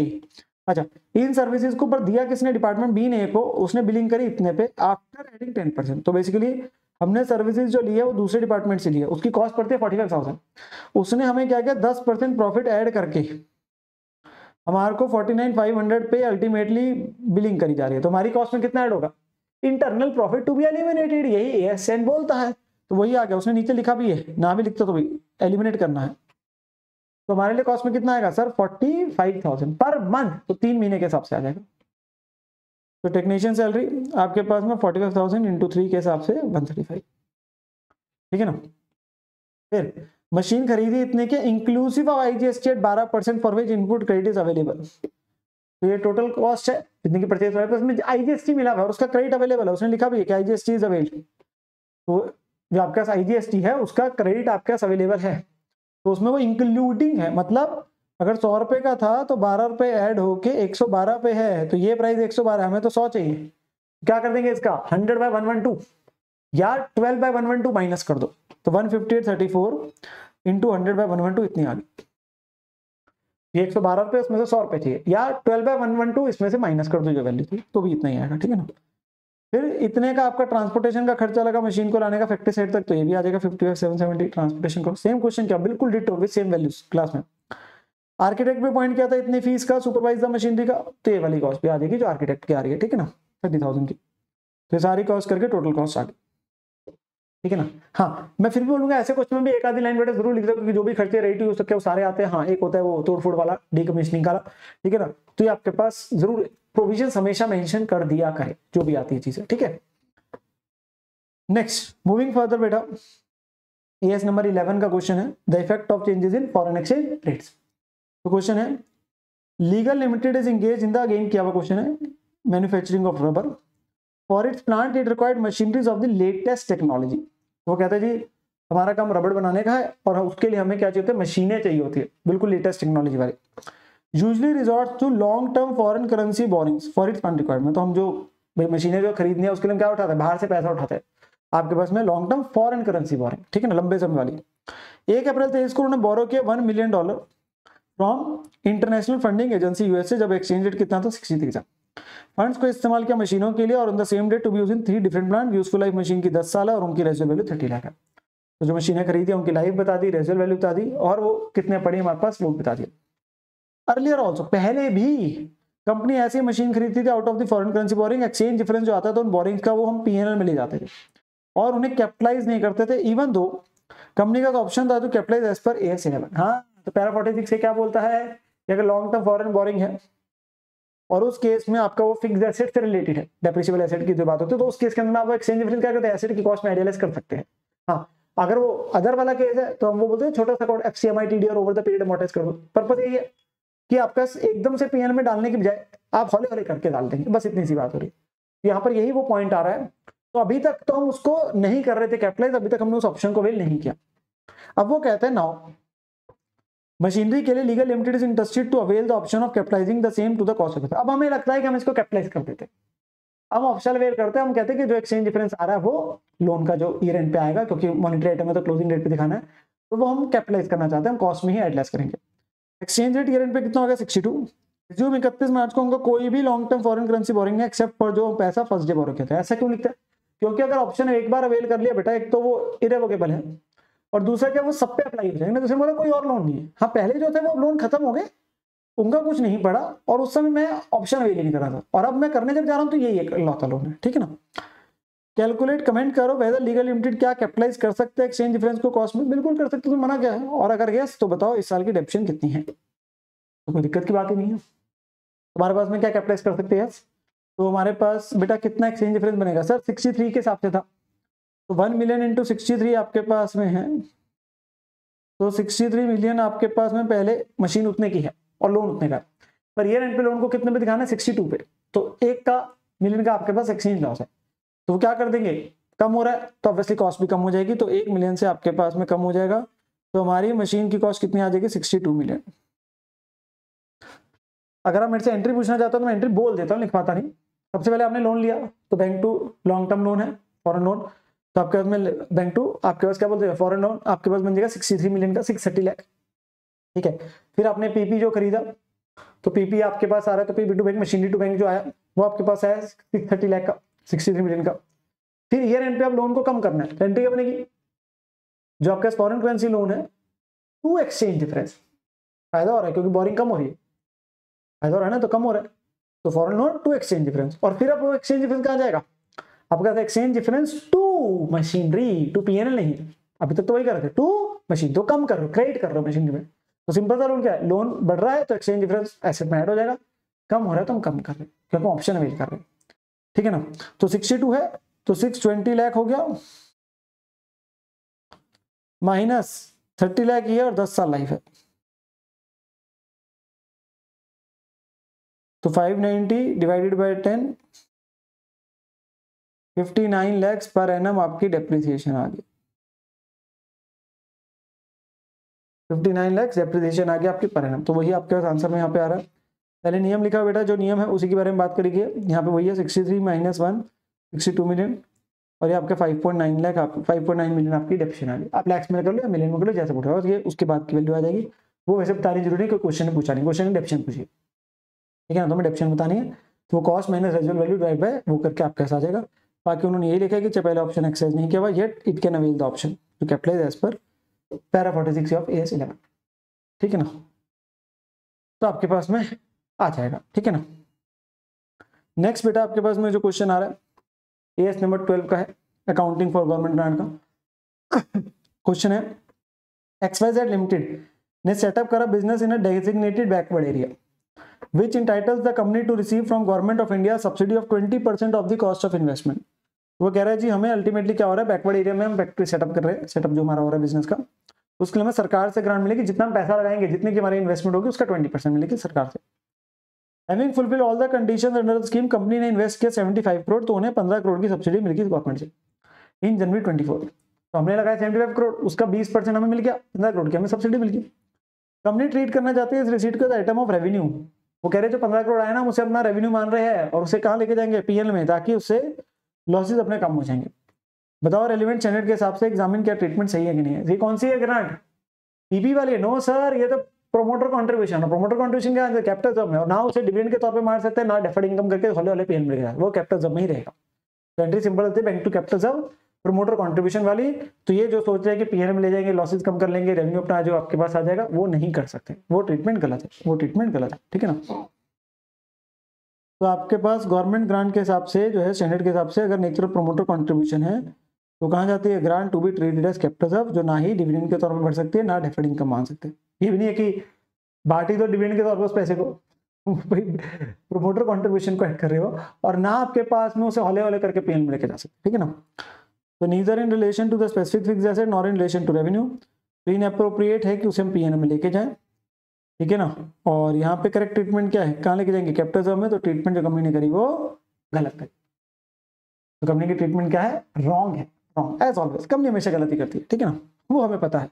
चलिए, तभी तो आपसे पूछते बेटा। अगला क्या आ रहा है, अगला क्वेश्चन बेटा आपके पास में accounting for investment AS number 13 का, ठीक है जी। कहते हैं mister Harsh provide the following detail relating to his holding in 10% debentures face value 100 each वाले हैं, ठीक है जी, of EXC limited held as current assets. तो ये हमारी इन्वेस्टमेंट आ रही है, ठीक है जी, 10% डिबेंचर वाले, तो ऑब्वियसली हर के साथ इंटरेस्ट का ध्यान देना पड़ेगा। सेम क्वेश्चन है जो होमवर्क क्वेश्चन मैं देता हूँ, उसमें 1 अप्रैल, 1 जून, 1 नवंबर, 31 जनवरी, 31 मार्च। ओपनिंग बैलेंस में दे रखे 2 परचेज है, एक्स इंटरेस्ट से कम इंटरेस्ट, एक सेल भी है, कम इंटरेस्ट और ईयर एंड की वैल्यू है। तो ट्रांजेक्शन ओपनिंग बैलेंस से 2 परचेज, एक सेल है। अरे ड्यू डेट बता दी 30 जून और 31 दिसंबर है। ब्रोकरेज 1% लगती है हर ट्रांजेक्शन में, ये ध्यान देने वाली बात होती है। बच्चा क्वेश्चन की पढ़ के सॉल्व करना शुरू करता है, ब्रोकरेज देखता ही नहीं है, ये सारा गलत हो जाता है ना। ब्रोकरेज तो हर ट्रांजेक्शन में, तो परचेज के समय ऐड, सेल के समय भी खर्चा, तो माइनस, ठीक है ना। क्लोज करते बुक्स का 31 मार्च को आपके पास इन्वेस्टमेंट अकाउंट बनाना है, as would appear assuming FIFO method is follows. तो ये आपके यहाँ तक क्वेश्चन है, ठीक है ना। अब इस केस में बेटा थोड़ा सा ध्यान किस चीज का देना है, इंटरेस्ट रेट का भी। इंटरेस्ट रेट हमारे पास क्या 30 जून और 31 दिसंबर है, तो इंटरेस्ट रेट का क्यों देना है, अरे बेटा समझो ना, ये हमारा ईयर है, ये हमारा ईयर में 1 अप्रैल शुरू हो रहा है, ये 31 मार्च को खत्म हो रहा है, पर इंटरेस्ट डेट तो 30 जून और 31 दिसंबर है ना। तो इंटरेस्ट की डेट क्या ईयर की डेट के साथ सिंक में है? नो, वो नहीं होती। तो क्या होता है सर, ओपनिंग और क्लोजिंग बैलेंस में तीन महीने का क्या हो जाएगा, एक्रूड इंटरेस्ट आ जाएगा। अगर वो सिंक में नहीं है, मतलब अगर वो 30 सितंबर 31 मार्च हो तो फिर कोई दिक्कत नहीं थी, बट अब 3 मंथ्स का एक्रूड इंटरेस्ट आ जाएगा ओपनिंग और क्लोजिंग में, उसका भी ध्यान देना है। तो डालना शुरू करते बेटा। सबसे पहले कितने 12,500 डिबेंचर्स, कॉस्ट 12,25,000 है। ये नॉमिनल वैल्यू आई, ये कॉस्ट है, और ये 3 मंथ्स का इंटरेस्ट आ गया। 3 मंथ्स का एक्रूड इंटरेस्ट हो गया, क्योंकि पिछले साल क्योंकि 31 दिसंबर था, तो जनवरी फरवरी मार्च जो लास्ट ईयर आपने ही रिकॉर्ड करा था, ये एक बार के लिए रिवर्स हो गया। तो ओपनिंग मोड क्या आ गया, तो किस पे आएगा, 12.5 लाख पे। ठीक है जी, कितने परसेंट था हमारा, 10% था, और 3 मंथ्स का तो डिवाइड बाय 4 किया तो 31,250 हो गया, ये इंटरेस्ट आ गया। ठीक है जी। फिर 1 जून को ट्रांजैक्शन आ रही है, 9,000 डिबेंचर्स 98 एक्स इंटरेस्ट पे, तो 9,000 डिबेंचर मतलब 9 लाख इंटरेस्ट में आएगा सर। 1 जून है, यस, 5 मंथ्स का इंटरेस्ट। पिछली आपके पास इंटरेस्ट डेट से लेकर ट्रांजैक्शन डेट तक, तो 5 मंथ्स का इंटरेस्ट आ जाएगा। ठीक है ना, वो आपके पास बन जाएगा। और ये आ गया, और एक्स इंटरेस्ट है बेटा तो कोई दिक्कत ही नहीं इंटरेस्ट में। हाँ, 9,000 इंटू 98 करोगे तो 9,000 इंटू 988 आपके बना 8,82,000, और इसमें क्या करना पड़ेगा, 1% ब्रोकरेज ऐड करनी पड़ेगी, तो 89820 हो जाएगा। नीचे वर्किंग नोट दिखा सकते हैं, ये इंटरेस्ट का आ गया 5 महीने का, ये इतना प्लस 1% किया तो इतना आ गया। ठीक है ना, इंटरेस्ट वाला फिर भी बोलूंगा नहीं भी दिखाएंगे चलेगा। मेन आपको परचेज सेल में, क्योंकि अगर वो आ रहा है एक्स इंटरेस्ट कम इंटरेस्ट, मतलब वो चीज है ब्रोकरेज है, तो फिर आपको वर्किंग नोट बनाना है। ठीक है ना। फिर सर 1 नवंबर को है बेटा, उससे पहले 30 जून आ गई ना, आपके पास ब्याज मिलेगा, कितने मिलेगा, उसकी होल्डिंग पे, कितनी होल्डिंग है सर, 12.5 लाख प्लस 9 लाख, तो 21,50,000 बाय बैंक आ जाएगा उस पर। 6 महीने का 10%, 6 महीने का इतना इंटरेस्ट आ गया। ठीक है ना। फिर 1 नवंबर को दोबारा खरीदे 12,115 कम इंटरेस्ट, तो 12 लाख है। अब आपके पास कितने महीने का आएगा सर, 30 जून को मिला था, जुलाई अगस्त सितंबर अक्टूबर, तो 4 महीने का ब्याज हो गया। ये आपके पास में ब्याज आ जाएगा 4 महीने का 40,000। और क्योंकि अब कम इंटरेस्ट है तो याद रखना, जो आपके वैल्यू आएगी उसमें से ब्रोकरेज ऐड करने के बाद उसमें से ब्याज माइनस होगा। तो 12,000 इंटू 115 तो है, इंटू 101% क्यों लिखा, ब्रोकरेज की वजह से। एक्चुअली में क्या हो रहा है, 12,000 इंटू 115 हो रहा है पहले, तो 12,000 बच्चे को लगेगा कंफ्यूजन, वो 101% लिख रहे हो, तो 1380 बन रहा है। अब 1380 में क्या हो रही है, ब्रोकरेज आ रही है 1% की, 13,800 ब्रोकरेज आई, और इंटरेस्ट क्या हो जाएगा माइनस, तो वो वैल्यू आ गई 1353,800, 1353,800, तो वैल्यू आपके पास निकल के आ जाएगी। ठीक है ना, वही क्या वो 101% का मतलब है 1% ऐड करके। ठीक है ना, तो वैल्यू आ गई। फिर 31 जनवरी है सर, 31 जनवरी से पहले से 31 दिसंबर को ब्याज मिलेगा। हाँ, तो 9,000 आपके 12,000 और ऐड हो गए, तो 33,500 पे मिल जाएगा ब्याज। उस दिन की होल्डिंग जो आधे साल का ब्याज मिल रहा है 31 दिसंबर को। फिर हमने क्या किया, बेचा है 13,500 को 110 ईच कम इंटरेस्ट, तो आपके पास में 13,500, 31 जनवरी है तो 1 महीने का ब्याज आ जाएगा, वो आपके पास हुआ। अब कम इंटरेस्ट है तो माइनस भी होना, और एक ब्रोकरेज माइनस होनी है, ब्रोकरेज माइनस होनी है। ठीक है ना, तो इतनी वैल्यू में बेचा, ब्रोकरेज माइनस होने क्योंकि खर्चा है, ब्रोकर ले जाएगा, और ये ब्याज है 11,250, तो इतने पैसे आ रहे हैं। और कॉस्ट क्या है सर, फीफो मेथड है, तो फीफो मेथड में क्या करेंगे, जो पहले है वो पहले बिक रहा है, तो 13,500 है, तो कौन से लॉट में से जा रहा है सर, देखो ये लॉट तो सारा यूज हो गया, इतनी कॉस्ट तो, और जो अगला लॉट है उसमें से कितना जाएगा, ये 12.5 लाख इसमें जा रहा है, टोटल 13.5 लाख है, तो 1 लाख का इस हिस्से में से जा रहा है, 1 लाख का इस हिस्से में से जा रहा है, बाकी ये लॉट पूरा चला गया, तो इसीलिए क्या आ रहा है, देखो इसलिए क्या आ रहा है, 12,25,000 तो है ही, 89820 अगर 9 लाख की थी तो 1 लाख की कितनी है, या 9,000 की थी तो 1,000 की कितनी है, नंबर पे जाओगे नॉमिनल वैल्यू से क्या हुआ, क्योंकि पहले वाला लॉट तो पूरा यूज हो गया, फीफो मेथड बोले ना, और अगले वाले का प्रोपोर्शनेट आ गया, तो वो कॉस्ट बन गया, और इतने का क्या आ गया, प्रॉफिट आ गया बेचने पे, क्योंकि आपके पास ज्यादा है बेचा। तो ये हमारे पास में सेल प्रोसीड भी डल गई, और ये हमारा प्रॉफिट भी आ गया, जो पेन में चला जाएगा, प्रॉफिट ऑन सेल। ठीक है ना। और फिर आपके पास में 31 मार्च को वैल्यूएशन करनी है, तो 31 मार्च को क्या करेंगे सर, बची कितने 20 लाख की, जो बची रह गई आपकी, क्योंकि 8 लाख इसमें से बचा है देखा जाए, और 12 लाख ये बचा है, आप बैलेंस फिगर कर लो। ठीक है ना, और 3 मंथ्स का एक्रूड इंटरेस्ट भी आएगा इसके ऊपर, 3 मंथ्स का एक्रूड इंटरेस्ट भी आएगा, और साथ में क्या आएगी सर, इनकी कॉस्ट और एनआरवी लोअर करना, जो कॉस्ट ऑफ फेयर वैल्यू है उन दोनों का लोअर करना, जो मार्केट वैल्यू दी है, तो कॉस्ट निकाल लेंगे, जो बची हुई थी 8,000 की उसकी, प्लस ये ये कॉस्ट है, और इनकी जो वैल्यू थी वो मार्केट वैल्यू जो थी वो ज्यादा थी, तो कॉस्ट आ गया। ये आप अपने पास ऐसे निकालने के लिए बैलेंसिंग फिगर भी ले सकते हैं अमाउंट कॉलम की। भाई अमाउंट कॉलम की बैलेंस फिगर लोगे तो यही आएगा, और उसे मार्केट वैल्यू से कंपेयर करो तो लोअर पे दिखाएंगे करंट एसेट करंट इन्वेस्टमेंट बोला है उसने स्टार्टिंग में, तो आपके पास लोअर पे आ जाएंगे, वरना भी इन क्वेश्चन नहीं बोलते तो हमारे लिए वो करंट ही है, तभी वैल्यूएशन का नियम लगता है, वो दे रहा है ना। और ये आपका इंटरेस्ट जो है वो कहाँ चला गया, पीएनएल में चला गया। तो बिल्कुल क्वेश्चन आसान सा था, क्वेश्चन कंप्लीट हो जाएगा। क्वेश्चन क्या हो जाएगा, कंप्लीट हो जाएगा बेटा, ठीक है ना। तो इजी सा क्वेश्चन था, ठीक है ना। 10 मार्क्स तक का 8 मार्क्स तक का क्वेश्चन आपका पेपर में बन जाता है। अगला क्वेश्चन हमारा ऑब्वियसली मतलब एक बड़ा क्वेश्चन है, तो मेरे साथ आराम से करिएगा। तो मैं बोलूंगा तो हमारे पूरे आरटीवी का थोड़ा सा बड़ा क्वेश्चन, क्योंकि फुल फ्लेजेड एमलगमेशन वाला क्वेश्चन है, ठीक है ना। किया हुआ क्वेश्चन है ऐसा, स्टडी मैट में हमारे पास किया हुआ लेक्चर में, बट ऑब्वियसली उन्होंने थोड़ा बहुत चीजें छोटी छोटी चीजें चेंज कर दी। हाँ किया हुआ क्वेश्चन है वैसे बिल्कुल, ठीक है ना, बट पूरा क्वेश्चन है full fledged. Summarize balance sheet दे रहा है ज्ञान लिमिटेड और किरण लिमिटेड की बेटा 31 मार्च 2024 की। दो कंपनीज है, एक ज्ञान और एक किरण, जिसमें share capital equity share capital है 10 rupees each fully paid, the lakhs में वैल्यू है तो 656 प्रेफरेंस शेयर 100 ईच वाले है। रिजर्व सरप्लस में क्या क्या दे रखा है बेटा, general reserve PNL non current liabilities में डिबेंचर है, loan from bank, current liability bank code trade payable dividend payable है, दोनों कंपनी में वैल्यूज कुछ कुछ दे रहे। करंट एसेट में नॉन करंट एसेट में पीपी है इन्वेस्टमेंट है, फिर current asset trade receivable cash है, तो आइटम से रखिए, ठीक है ना।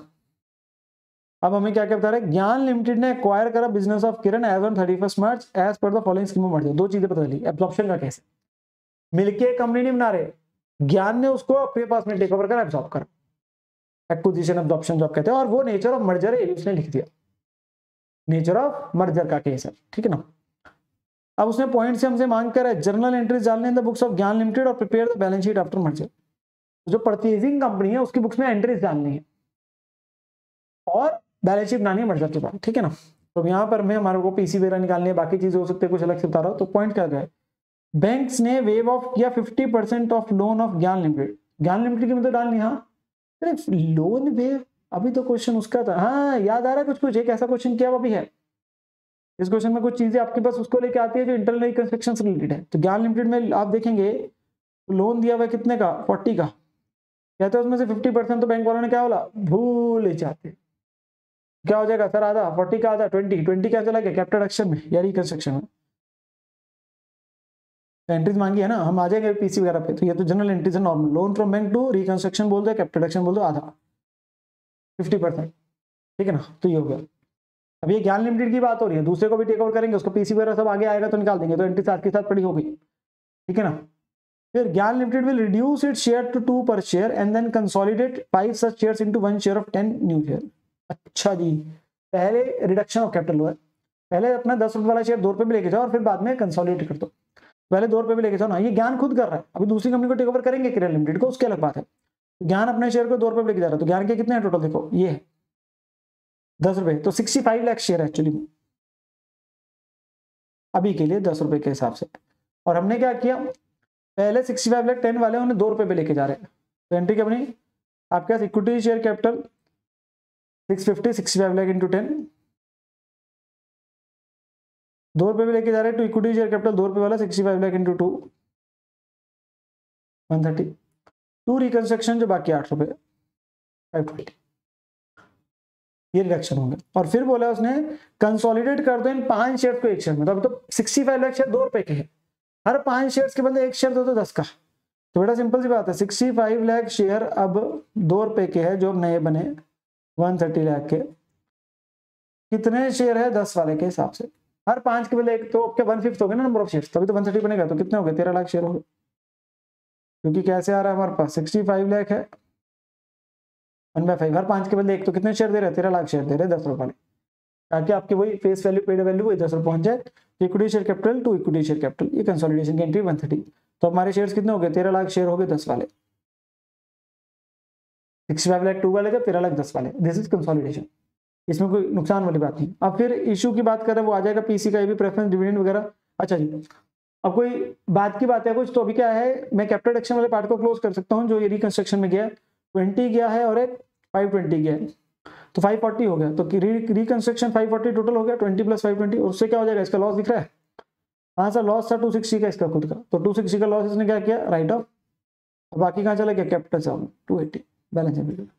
ये रिकंस्ट्रक्शन का पार्ट था इतना, तो है अमेलगमेशन का क्वेश्चन, पर बात अभी तक रिकंस्ट्रक्शन क्या है, इंटरनल रिकंस्ट्रक्शन के, ठीक है ना।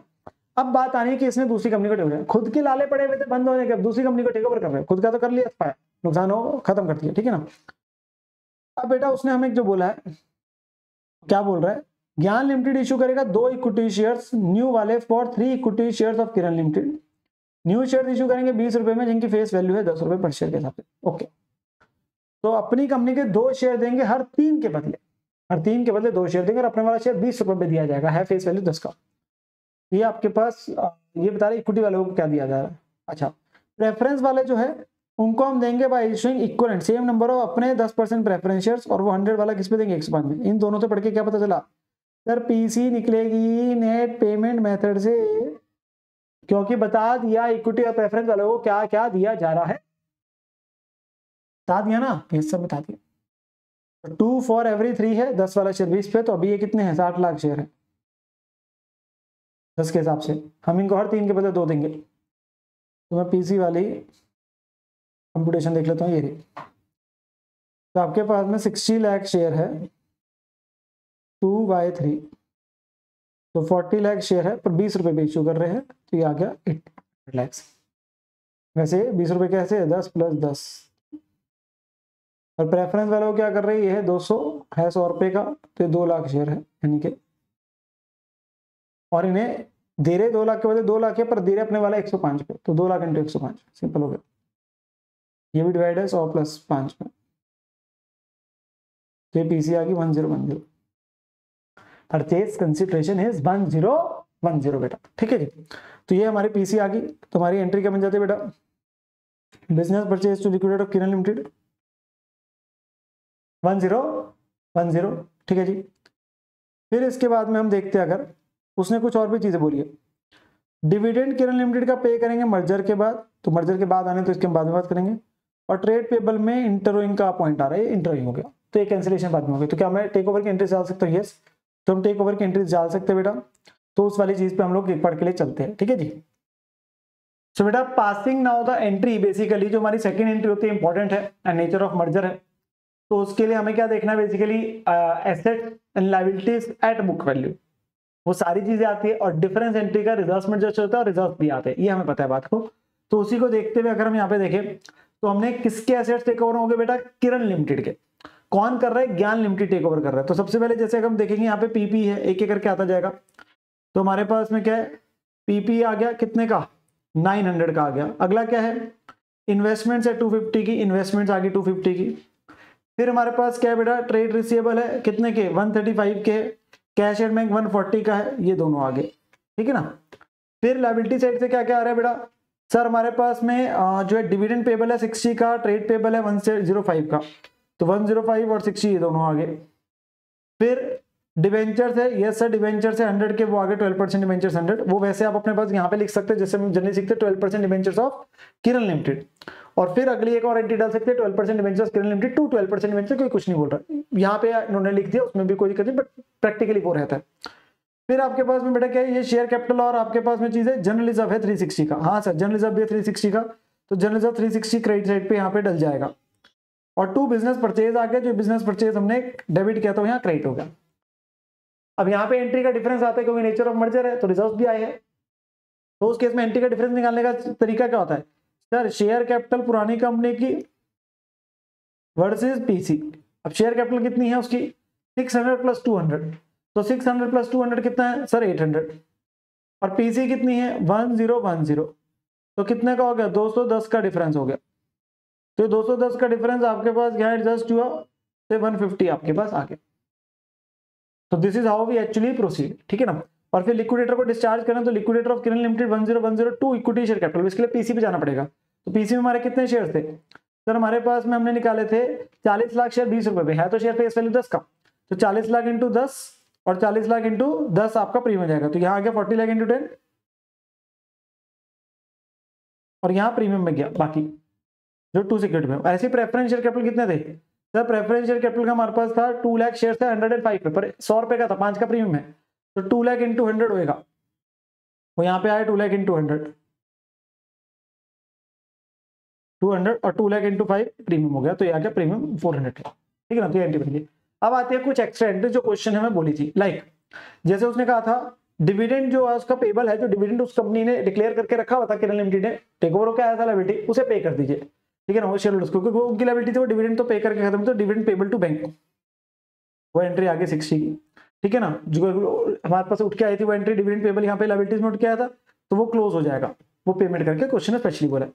फिर कहते हैं trade payable of Gyan limited में 50 lakh payable to Kiran limited है, ये आपस की इंटरव्यूइंग होगी, trade payable to trade receivable 50 से, trade payable to trade receivable 50 से, ये भी एंट्री आ गई। ये हमारी सारी एंट्रीज हल की। अब हमें क्या करना है, जो भी एग्जिस्टिंग बैलेंस शीट थी उसमें जो एंट्रीज आई उसका इफेक्ट लेना है, ठीक है ना। तो बैलेंस शीट बन जाएगी ज्ञान लिमिटेड की आफ्टर दी एंड रिड्यूस भी साथ में आके आफ्टर मर्जर, एंड रिड्यूस क्या है क्योंकि इंटरनल रिकंस्ट्रक्शन की भी स्टार्टिंग में एंट्रीज थी कुछ, ठीक है ना।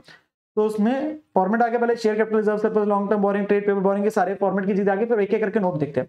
सबसे पहले चलते बेटा शेयर कैपिटल पे। शेयर कैपिटल में अगर आप देखोगे आपको होगे बच्चा जो गलती करता होगा, तो सर 65 था, 650 के दिख रहे हैं इसके खुद के, अरे भाई उसके भी तो चेंज हो गए थे, 65 लाख शेयर 10 वाले, 65 लाख शेयर 2 वाले, 13 लाख शेयर 10 वाले, याद आ रहा है, तो 13 लाख शेयर थे 10 वाले जो हमारे पास इस एंट्री के बाद बन गए थे ये वाले, और फिर हमने इनको कितने दिए 400 के, 40 लाख शेयर 10 वाले, तो 53 लाख शेयर हो गए टोटल में। तो आपके पास ये 53 लाख बनेगा, ये ठीक करना है, यहाँ 50 लिखा हुआ है तो ये 53 लाख है, ब्रैकेट में सही लिखा है, 13 lakh plus 40 lakh share of 10 is fully paid, और इसमें से 40 लाख शेयर कौन से जो अदर देन कैश है, जो हमने दूसरी कंपनी को दी, ठीक है ना, किरण लिमिटेड को।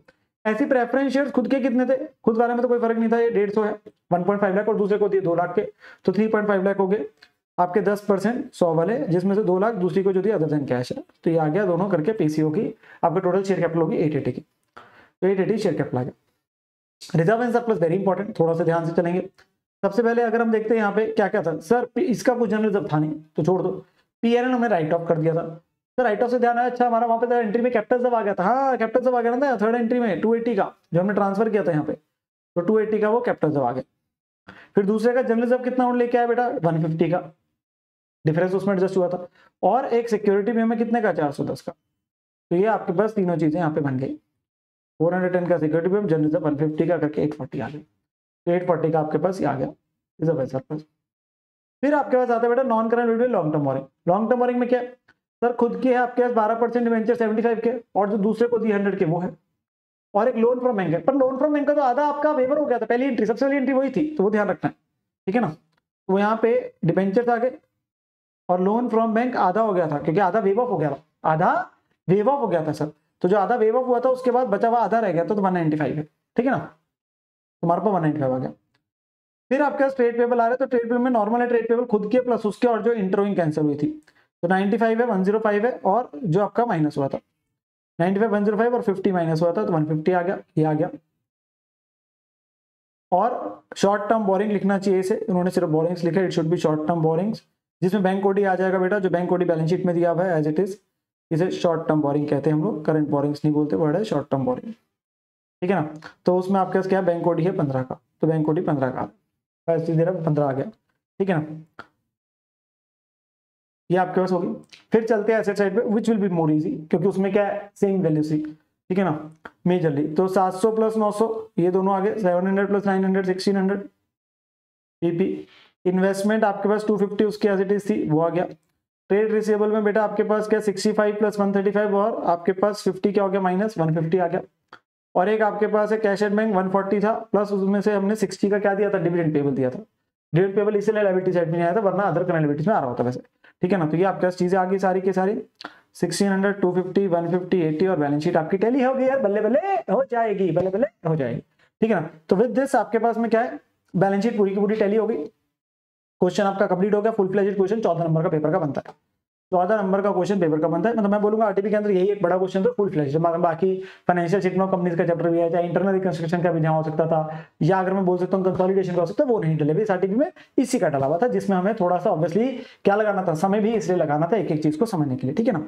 चलिए आगे बढ़ते बेटा हम लोग अगले क्वेश्चन की तरफ, AS16 बोरिंग कॉस्ट का कहता है, यू लिमिटेड ने ऑब्टेन करा टर्म लोन ऑफ 620 लाख का for a complete renovation and modernisation of its factory on 1 April 23। कहते हैं कंपनी ने लोन लिया है टर्म लोन, और रेनोवेशन और मॉडर्नाइजेशन कर रहे अपनी फैक्ट्री का, 1 अप्रैल को लिया था, साल के पहले दिन एक तरीके से।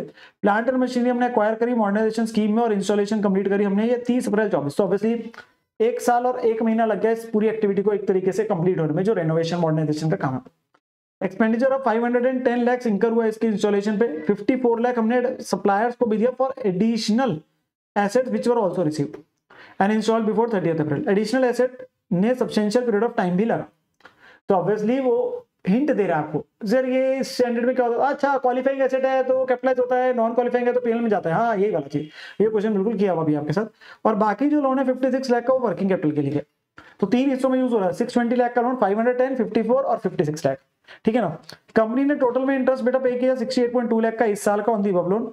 अकाउंटेंट आपसे एडवाइस मांग रहा है इसकी ट्रीटमेंट का। तो बेटा जो क्वालिफाइंग एसेट है उसका कैपिटलाइज होना है, नॉन क्वालिफाइंग एसेट का पीएल में जाना है। अब इसमें से क्या जो मॉडर्नाइजेशन रेनोवेशन है ऑब्वियसली वो सब्सटेंशियल पीरियड लग रहा है, तो सब्सटेंशियल पीरियड की जनरल परिभाषा मतलब आपके पास में 12 महीने उससे ज्यादा आपके पास जो समय लगता है किसी एसेट को बनने में, तैयार होने में। एंड वैसे 12 महीने जो है वो पत्थर के लिकीर नहीं हम बोलते, फैक्ट्स एंड सर्कमस्टेंसेस में डिपेंड करता है। और साथ में इसमें जो है advance to supply for additional assets लिखा है, तो एडिशनल वर्ड की वजह से हमने सीखा विलेज में एडिशनल एसेट्स मतलब उसी से रिलेटेड जो है। और हम ये मान रहे हैं क्योंकि उसको मॉडर्नाइजेशन रेनोवेशन के लिए और उसने खुद ही लिख दिया आपका सब्सटेंशियल पीरियड टाइम लगे, तो कह रहे उससे भी एडिशनल वो भी आपका क्वालिफाइंग हो जाएगा। हाँ वर्किंग कैपिटल नहीं होता, तो पहले नियम लिख दिया। क्या नियम है कि जो भी आपके पास में बोरिंग कॉस्ट जो डायरेक्टली एट्रीब्यूटेबल है किससे, acquisition construction production of a qualifying asset, उसे कैपिटलाइज कहते हैं, एसेट की कॉस्ट में ऐड किया जाता है, ठीक है ना। और जो बाकी है वो पीएल में जाएगा। क्वालिफाइंग एसेट क्या होता है, जिसे आपके पास सब्सटेंशियल पीरियड ऑफ टाइम लगता है आपके पास बनने के लिए, ठीक है ना। और depends on facts and circumstances. तो इसमें क्या क्या आ जाए, मॉडर्नाइजेशन और क्वालिफाइंग एसेट है। एडवांस टू सप्लायर्स एड्यूस्ड ऑब्वियसली क्या है, वो भी क्वालिफाइंग एसेट है। नोट आपका यहाँ पे कोई है नहीं उसने क्योंकि ब्रैकेट में लिखा होता है। और working capital qualifying asset obviously नहीं हो, तो बिजनेस के लिए ना। अच्छा जी, तो क्वालिफाइंग एसेट वाला कैपिटलाइज वाले में जा रहा है और ये वाला पीएल में जाना है दोनों, तो प्रोपोर्शनेट हो जाएगा भाई, क्योंकि टोटल जो लोन था वो 68.2 ब्याज है और वो 620 लाख के लोन पे है, तो 510 के प्रोपोर्शनेट कितना होगा। ऐसे इसमें 54 के प्रोपोर्शनेट कितना होगा, ये आपके पास वैल्यूज के बेस पे आता जा रहा है। और ये आपका 56 लाख का था, तो ये आपका कैपिटलाइज हो रहा है, ये आपका पीएल में जा रहा है। जनरल क्वेश्चन था, बहुत सारे क्वेश्चन ऐसे हम लेक्चर में करते हैं, ठीक है ना। अगला क्वेश्चन एएस नंबर 18 का रिलेटेड पार्टी डिस्क्लोजर का। एसपी होटल्स लिमिटेड ने एंटर करा agreement with mister A for running its hotel for a fix return payable to the latter every year. कहते हैं जी ये कंपनी है एसपी होटल्स लिमिटेड, उनका एक एग्रीमेंट हुआ है एक व्यक्ति मिस्टर ए के साथ, उसके होटल को वो मैनेज वगैरह करेगा, उसे फिक्स रिटर्न मिलेगा। कॉन्ट्रैक्ट के अंदर में डे टू डे मैनेजमेंट करेगा वो होटल की, भाई जबकि सारे फाइनेंशियल ऑपरेटिंग पॉलिसी डिसीजंस कौन है, बोर्ड ऑफ डायरेक्टर्स ही ले रहे हैं। मुलाजिम हो बस तुम एक प्रकार के, तुम सारा डे टू डे अपने पास में मैनेजमेंट करोगे, बट सारे डिसीजन फाइनेंशियल ऑपरेटिंग पॉलिसी जो भी है वो बीओडी वाले लेने वाले हैं। मिस्टर ए के पास में कोई भी वोटिंग पावर भी नहीं है एसपी होटल्स लिमिटेड की, क्या वो रिलेटेड पार्टी होगा। बेटा इंडिविजुअल की बात होती है तो इंडिविजुअल के लिए हमें मतलब जब एएस 18 देखते हैं तो उसमें पैरा 3C पैरा 3D की बात होती है, तो इंडिविजुअल जिसका बेसिकली क्या है, कंट्रोल या सिग्नेट इन्फ्लुएंस है, ठीक है ना, या बेसिकली और उसका रिलेटेड जो होता है रिलेटिव होता है, या अगर वो केएमपी है 3D में बात होती है। तो यहाँ पे अगर हम देखें ना उसका कंट्रोल सिग्नेट इन्फ्लुएंस है, ठीक है ना, और ना वो केएमपी है, अल्टीमेटली वो तो मुलाजिम है, उसका कोई ओनरशिप है नहीं कि 20% ज्यादा आपके पास में हो रही है, तो सब्सटेंशियल इंटरेस्ट की हम बात कर लेंगे यहाँ पे, जिससे सिग्नेट इन्फ्लुएंस आ जाएगा, ठीक है ना। 50% ज्यादा है या जो भी चीज आ रही है, या वो केएमपी हो, ठीक है ना। ऑपरेटिंग पॉलिसी डिसीजन भी कौन ले रहा है, बोर्ड ऑफ डायरेक्टर्स ले रहे हैं, तो उस वजह से वो आपका रिलेटिव नहीं बनेगा, ठीक है ना, रिलेटेड पार्टी ने। तो mister A will not be considered related party of this para 3C के सबसे जो कहता है इंडिविजुअल जिनका directly indirectly interest in voting power है, जिससे उनको क्या होता है, कंट्रोल या सिग्नेट इन्फ्लुएंस आता है, और उनके रिलेटिव्स। तो इस केस में क्योंकि ओनरशिप नहीं है तो उसका एक्सरसाइज नहीं है सिग्नेट इन्फ्लुएंस, इवन तो बस एग्रीमेंट सिर्फ किस चीज का है, मैनेज करने का, ठीक है ना। और further ability to direct instruct of BOD भी नहीं, तो वो केएमपी भी नहीं बनता, तो ना केएमपी की वजह से 3D में आ रहा है ना 3C में आ रहा है, तो वो रिलेटेड पार्टी नहीं है। बेसिक क्वेश्चन किया हुआ क्वेश्चन बिल्कुल डिटो से, ठीक है ना। अगले क्वेश्चन में छोटा सा एरर है, बिल्कुल डिटो क्वेश्चन नोट्स में भी है, पर यहाँ पे इंस्टीट्यूट की द्वारा से एक छोटा सी गलती है, वो बता दूंगा आपके पास। सन लिमिटेड ने ऑब्टेन करी बेटा एक machine costing ₹30 lakh by way of lease. एक मशीन ले रहे बेटा जिसकी कॉस्ट इतनी है, इफेक्टिव लाइफ मशीन की वैसे 14 साल है, but the company request only for the first 3 year, तो 3 साल की लीज पे दिया जा रहा है। It enters into agreement with star limited for lease rental और 3 lakh per annum payable in arrears and the implicit rate of interest कितना है, 15%। Chief accountant is not sure about the treatment of these lease rentals and seeks your advice। वो कह रहा है हमें नहीं पता चल पा रहा कि क्या करे ट्रीटमेंट, भाई कौन सी लीज है, फाइनेंस लीज, ऑपरेटिंग लीज है, उससे अकाउंटिंग ट्रीटमेंट फर्क पड़ जाता ना। और एन्युटी फैक्टर 15%, 3 सालों का 3.6 दिखता है, यही गलती होगी बेटा। आप एन्युटी फैक्टर अगर निकालते हैं तो वो 1/1.15 3 साल अगर करते हैं आप लोग, तो वहां पर मैं एक छोटी सी गलती जो यहाँ पे 1/1.15 करेंगे तो 0.8695 है, 0.756 है, 0.65 है, ये तो 2.28 बनता है। तो 3 सालों का जो बनता है वो तो 2.28 बनता है ना, अगर आप देखेंगे। तो यहाँ पे एक्चुअली हम ये अगर देखो तो ये अल्टीमेटली आपका 1 2 3 4 5, तो ये आपके पास में 3.352 भी जो आता है वो 5 ईयर्स का आता है। तो ये 3 ईयर्स नहीं है, ये 5 ईयर्स का ऑलमोस्ट बनता है। तो लीज 5 साल की कर दीजिए, या अगर आप जो आंसर दिया वो फिर 3.36 आएगा ना, तो 3.352 वो फिर 5 ईयर्स की लीज कर दीजिए। या अगर आप 3 ईयर रखना चाहते हैं तो फिर एन्युटी फैक्टर 2.28 है, क्योंकि उन्होंने सॉल्व 3.36 लेके किया। तो हमारे पास फाइनेंस लीज कब बनती है सर? कुछ 5 कंडीशन थी, वो डिटर्मिनिस्टिक, उनमें से कोई भी एक फुलफिल हो जाए, या तो एसेट की ओनरशिप बंद में चली जाए, कोई बात नहीं बोली, लास्ट में जाकर उसे मौका देंगे एसेट को सस्ते में खरीदने का, और हमें आज ही लगता है वो ऑप्शन को एक्सेस करेगा, ऐसी कोई बात नहीं करी। एसेट जो स्पेशलाइज नेचर का है कि उसे वो यूज कर सकता है, वो भी नहीं बात करी। 2 और बचती है कि जो आपका लीज पीरियड है वो सब्सटेंशियली कवर कर रहा है एसेट की लाइफ को। तो चाहे आप 3 साल बोलते हैं 5 साल बोलते, तो ऑब्वियसली आप देखोगे 5 डिवाइड बाय 14 3 डिवाइड बाय 14 वो सब्सटेंशियल कवर नहीं हो रहा, सब्सटेंशियल कवर नहीं हो रहा, ठीक है ना। और एक होता है कि जो पैसा दिया जा रहा है लेसी के द्वारा लेसर को, उसकी जो प्रेजेंट वैल्यू है आज की, वो सब्सटेंशियली कवर कर रहा है एसेट की फेयर वैल्यू को। तो अगर हम देखेंगे तो वो कितना रेंट दे रहा है, 3 लाख पर एनम है, और उसकी प्रेजेंट वैल्यू निकालेंगे तो 3.36 से करके आ जाएगी। क्या वो कवर कर पाएगा? वही बात आ जाएगी। तो 3 आपके पास ईयर 5 बोल देता हूँ मैं, 3.36 करके वो 10.08 बनता है। 3 इंटू 3.06 आपके पास में 3 लाख हर साल का है, और 3.36 करके ये बनता है। और ये प्रेजेंट वैल्यू जो है वो इसकी आपके पास 30 लाख लिखा है। तो फाइनेंस लीज में कब होगा कि आपके पास में जब वो सब्सटेंशियली कवर कर रहा है एसेट की फेयर वैल्यू को, वो नहीं कवर कर रहा। और साथ में जो आपके पास में lease term should be for a major part of the economic life, even title नहीं भी जा रहा, तो आपके पास 14 साल है, जबकि लीज आपके पास में 5 साल है, ठीक है ना। तो वो आपकी ऑपरेटिंग लीज ही बनती है। और ऑपरेटिंग लीज में सिंपल रूल है कि जो भी लेसी दे रहा है उसके लिए नॉर्मल खर्चा है, लेसर के लिए नॉर्मल इनकम है, और उसे वो आपके पास में ओवर द पीरियड जो है उस एसेट से जिस रेशियो में बेनिफिट मिल रहा है उसमें बांटना, ठीक है ना।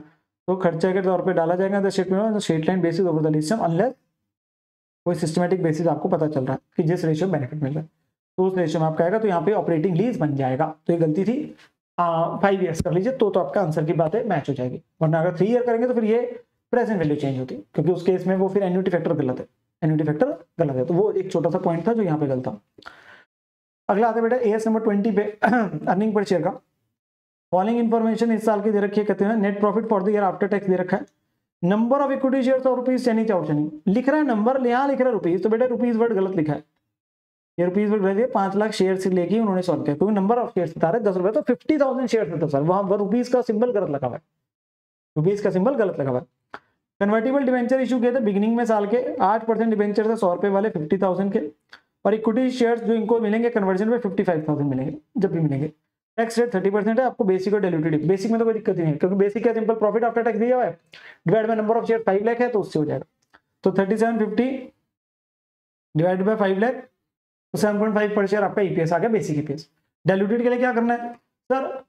जो डिवेंचर हमारे कन्वर्टिबल है, अगर उन्हें इक्विटी शेयर दिए होते तो हमारा ऑब्वियसली प्रॉफिट बढ़ जाता, क्योंकि उनको ब्याज ना देते पूरे साल का ब्याज, नेट ऑफ टैक्स ऐड करना है, क्योंकि फिर जो टैक्स की सेविंग मिल रही है वो नहीं मिलेगी। और डिनोमिनेटर में शेयर बढ़ जाएंगे, वो 55,000 से बढ़ जाएंगे। तो 50,000 डिवेंचर्स पे 100 रुपए वाला 8% के हिसाब से कितना ब्याज बना? सर अभी प्रॉफिट इतना है, ऐड कर देंगे इंटरेस्ट एक्सपेंस, 50,000 डिवेंचर्स है, 100 रुपए वाले है, 8% है, तो 4 लाख, और 4 लाख का 30%, इतने का जो टैक्स की सेविंग मिलनी थी वो नहीं मिलेगी, तो नेट ऑफ टैक्स बोल दीजिए 70%, तो 280 करके इतना बढ़ जाएगा। और डिनोमिनेटर में जो शेयर बढ़ने हैं वो कितने बढ़ने हैं सर? 55,000 से बढ़ने हैं, तो वो जितने थे 55,000 यानी कि आपके पोटेंशियल इक्विटी शेयर जो है, और टोटल हो जाएंगे 5 लाख प्लस 55 555, तो डाइल्यूटेड ईपीएस ही आ जाएगा निकल के 40/30 आपका जो बेसिकली प्रॉफिट आ रहा है after considering the effect of the potential share, और जो डिनोमिनेटर में आपके क्या आ गए नंबर ऑफ शेयर आ गए पहले वाले प्लस जो आपके कन्वर्जन करके आ रहे हैं, तो वो आपका सॉल्व हो जाएगा, ठीक है ना। अगला और आखिरी क्वेश्चन बेटा, इसका पहला पॉइंट नया है 20th क्वेश्चन का, एंड ये हमने इसलिए क्लास में मैंने आपको लेक्चर में इस कॉन्सेप्ट को कराया था विद डिफरेंट एग्जांपल्स, आपको भी पढ़ के समझ आ जाएगा, ठीक है ना। तो ध्यान से सुनना, नया है, ठीक है ना। तो क्या चीज कह रहा है? Search Limited AS29 का is engaged in the manufacturing of electric home appliances. Company is in the process of finalizing its accounts for the year ended 31st March 23. कह रहा कंपनी अपने पास में इस साल की अपनी किताबें जो फाइनलाइज कर रही है, और आपके एक्सपर्ट एडवाइस मांगते हैं ऑन दी फॉलोइंग इश्यूज, जिसके अंदर मैं बोला कंपनी के उनके प्लांट से 3 डिफरेंट लोकेशन पे उन्हें शट डाउन करना है अपने एक प्लांट को ड्यू टू इंटरनल रीजंस। तो बेसिकली एक प्लांट को अपने जो एक आपकी फैक्ट्री एक जगह पे, उस जगह के लोकेशन को बंद करना है उनके कुछ इंटरनल अपने कारण है। Set plant site is under a rental agreement till 31 March 24, but उसका बंद करने की बात हो रही है 31 मार्च 23 को, बट जो उसका जगह का जो फैक्ट्री है वो किराए पे ले रखी है हमने, और उसका जो एग्रीमेंट है बेटा 31 मार्च 24 तक है, 1 साल और चलना भी। रेंट पर मंथ जो है वो है 80,000। अगर कंपनी कैंसिल करते एग्रीमेंट को तो उन्हें क्या देना पड़ेगा, pay a penal amount equal to 6 month rent. अगर आज हम कैंसिल करते भाई 1 साल का भी तो लीज पड़ी है हमारी, हमने किराए पे ले रखी जगह, कैंसिल करते तो हमें क्या देना पड़ेगा, 6 महीने का एटलीस्ट रेंट देना पड़ेगा, 6 महीने का रेंट देना पड़ेगा। कंपनी का वैसे ऑप्शन भी है इस चीज का कि सबलेट कर सकते हैं इसको 45,000 पर मंथ। हमने नहीं कैंसिल करना कोई दिक्कत नहीं, पर हमें इससे क्या मिलेगा, हम अगर आगे इसे फर्दर किसी को किराया देंगे, सबलेट का मतलब हमने खुद किराए पे लिया, हम आगे किसी और को दे रहे हैं, तो हमें किराए की इनकम कितनी आएगी 45, हम दे रहे 80 है, मिलेगा 45। अब बेटा यहाँ पे क्वेश्चन के अंदर आंसर मोर रेलिवेंट है इसके हिसाब से, तो ऑब्वियसली यहाँ पे सवाल उठता है क्या है, तो याद आ रहा है कुछ। तो ऐसा तो कोई क्वेश्चन हमने किया नहीं बेटा, क्वेश्चन नहीं किया मैंने, आपको पूरा कॉन्सेप्ट करा के एग्जांपल्स कराए हुए बहुत सारे। इंस्टीट्यूट का कोई क्वेश्चन नहीं है आपको पता है, आज तक कभी आया है, फिर मैंने क्वेश्चन भी कराया हुआ आपको इंस्टीट्यूट करने अलग से, और मैंने पूरे केसेस बनाए हुए। कौन सा लास्ट टॉपिक जो कराता हूँ, ऑनरस कॉन्ट्रैक्ट का, यस, जहां पे हमने बोला था कि 5 साल के लिए इस पे पहले साल हमें लग रहा है फैक्ट्री बंद कर देंगे हमारा तो नॉन कैंसिलेबल है, फिर मैंने बोला तो नॉन कैंसिलेबल भी पेनल्टी क्लॉज है, लोड देखते हैं, फिर सबलेट का भी एग्जांपल कराया था, वही वाला है इसमें। तो इसमें क्या है, ऑनरस कॉन्ट्रैक्ट होगा, अन्य कॉस्ट ऑफ मीटिंग जो है वो अगर एक्सीड कर रहा है उसके जितना बेनिफिट मिलना है, भाई हमें पता है कि हमारे पास में यहाँ पर में जो जगह है उससे हमें कितना बेनिफिट मिल सकता है, हम कितना देके छुड़ा सकते हैं, उसके हम आज प्रोविजन बना देंगे, क्योंकि हमारा जो कॉन्ट्रैक्ट है वो ऑपरेटिंग लीज है काइंड ऑफ, तुम्हारा इतने तक का तो किराया चल ही रहा है, तो हमारे ऊपर एक क्या है ऑब्लिगेशन है इस चीज की, किस चीज की, कि हम कॉन्ट्रैक्ट के अंदर में पाबंदी है हमारे पास। तो अब यहाँ पर वही ऑनरस कॉन्ट्रैक्ट की बात हो रही है, तो onerous contract in which the unavoidable cost of meeting the obligation जो है वो एक्सीड कर रही है जो उससे बेनिफिट मिलना है। तो इसमें अनअवॉइडेबल कॉस्ट क्या, लोअर ऑफ जितना net cost of fulfilling it या कंपनसेशन पेनल्टी जो फेलियर टू फुलफिल, तो लोअर किस चीज का है, जितना तुम्हें अल्टीमेटली फुलफिल करोगे देना पड़ेगा, या अगर तुम तोड़ दोगे कैंसिल कर दोगे तो वो। तो यहाँ पे 2 ऑप्शन निकलते हैं। सबसे पहले अगर मैं आज एग्रीमेंट को तोड़ता हूं तो मुझे कितना पैसा देना पड़ेगा कैंसिलेशन पे, सर 6 महीने का किराया था, उसने साहब बोला आज तोड़ूंगा तो 6 महीने का देना पड़ेगा, तो 6 मंथ रेंट बोला था उसने, और रेंट कितना है पर मंथ 80,000, 80,000 के हिसाब से इंटू 6 अगर तोड़ूंगा तो आज इतना देना पड़ेगा। और अगर मैं तोड़ता नहीं, मैं अपने पास ही रखता हूं, तो मेरा कितना नुकसान होगा, तो ये बात है हमारा कितना नुकसान होगा, मैं उतनी की प्रोविजन बनाऊंगा, हमारा कितना का लग रहा है नुकसान होगा, उतनी की प्रोविजन बनाने की बात कर रहे हैं। तो अगर मैं तोड़ता हूं तो मेरे जेब से 480 जाएगा, और अगर मैं तोड़ता नहीं हूं, मैं चलाता हूं जगह को, तो 80,000 रेंट देना पड़ेगा, पर मुझे सबलेट करके कर दूंगा तो मुझे किराए की इनकम आ जाएगी कितने की, 45,000 की, और पूरे 1 साल के ना, तो 1 साल का पीरियड है ना, तोड़ने पे 6 महीने का किराया देना, वो अमाउंट लमसम बोला 6 महीने का किराया। और दूसरा क्या बोला, अगर यूटिलाइज करोगे अगर नहीं तोड़ते तो इन कॉन्टिन्यूस में क्या है सबलेट में, तो कितना एक्स्ट्रा आपके पल्ले से जा रहा है, कितना एक्स्ट्रा आपकी जेब से जा रहा है, तो 80,000 आपको देना पड़ रहा है, 45 आपको मिल रहा है, तो नेट आपकी जेब से 35 हो गया इंटू 12, तो 420 आपको होगा। तो दोनों में से लोअर क्या है 420, तो आप कौन सा ऑप्शन एक्सेस करोगे, सर 420 वाला, ऑब्वियसली उसमें हमारी जेब से पैसा कम लग रहा है, तो उतने की हम क्या बनाएंगे प्रोविजन, तो लोअर ऑफ द अबव की क्या बनाई जाएगी प्रोविजन 420 की, वो ऑनरस कॉन्ट्रैक्ट की वजह से। इसके सारे केसेस किए हैं, हाँ नया है बिल्कुल नया है, बट ये आपको कराया हुआ है बिल्कुल कॉन्सेप्ट, आपको विद एग्जांपल्स कराया हुआ है, सारे ऐसे ही केसेस कराए हुए, ठीक है ना, यस सर। अगले वाले दोनों केसेस ऑब्वियसली आपके साथ कवर्ड है और अच्छे वाले तो एटलीस्ट मेरे साथ सुनते जाएंगे। A case has been filed against the company in the consumer court and notice for levy of penalty of 20 lakh has been received। तो केस फाइल किया गया कंपनी के अगेंस्ट में बेटा कोर्ट में, 20 लाख का हमारे को बोला गया पेनल्टी आपको देनी है। कंपनी ने एक लॉयर को अपॉइंट किया to defend the case for a fee of ₹2 lakh, 50% fees उसे दे चुके, बाकी 50% अभी देंगे केस फाइनल होने का। 75% चांसेस है कि पेनल्टी नहीं लगेगी, 50% ज्यादा चांस होते थे तो वो प्रेजेंट ऑब्लिगेशन बन जाती थी तो प्रोविजन बनाए थे, और 50% से कम होते थे, 50% ज्यादा, सर 50% ज्यादा, अरे भैया जो तो सुन किस चीज के 50% ज्यादा उस चीज के आपके होने की, प्रेजेंट ऑब्लिगेशन है मतलब प्रोबेबल कब बन रही है, ऐसा जब जाने के चांसेस 50% ज्यादा है, यहाँ तो ना जाने के हैं, तो मतलब 25% चांसेस हुए जाने के विच इज लेस देन 50%, तो ये आपके पास में प्रोबेबल नहीं, पॉसिबल ऑब्लिगेशन है, तो आउटफ्लो ऑफ रिसोर्सेज प्रोबेबल नहीं है, तो उसकी वजह से क्या बनी, क्या प्रोविजन बनी, नहीं कॉन्टिजेंट लायबिलिटी बनी, क्या बनी, कॉन्टिजेंट लायबिलिटी बनी। हाँ 2-4% चांस होता है, फिर तो हम बोलते हैं कॉन्टिजेंट लायबिलिटी और डिस्क्लोजर की भी जरूरत नहीं है, ठीक है ना, तो ये कॉन्टिजेंट लायबिलिटी है, इसके प्रोविजन नहीं बनेगी। हाँ किस चीज की, 20 लाख वाले की, बट जो फीस है वो तो यार लॉयर तो पैसे लेगा ही लेगा ना, उसमें क्या दिक्कत है, तो उसकी प्रोविजन बना देंगे, बस बात खत्म। Obligation is present obligation is based on evidence available consider probable more लगेंगे, मतलब 50% ज्यादा चांस है उसके होने की संभावना के ना होने से, होने के चांसेस ना होने से ज्यादा, मतलब 50% ज्यादा चांस है तो वो प्रोबेबल है, तो ठीक है, यहाँ पे लायबिलिटी इज प्रेजेंट ऑब्लिगेशन जो पास्ट इवेंट्स आ रहे हैं जिसकी सेटलमेंट में आउटफ्लो ऑफ रिसोर्सेज होगा। 75% चांस है कि पेनल्टी नहीं लगेगी, तो प्रोविजन नहीं बनाई जाएगी। तो आपके पास प्रोविजन किसकी बनेगी, सिर्फ रिमेनिंग 50% फीस की ही बनी जाएगी, 1 लाख की, ठीक है ना। तो to be disclose as contingent, ये भी आप मेंशन कर सकते हो।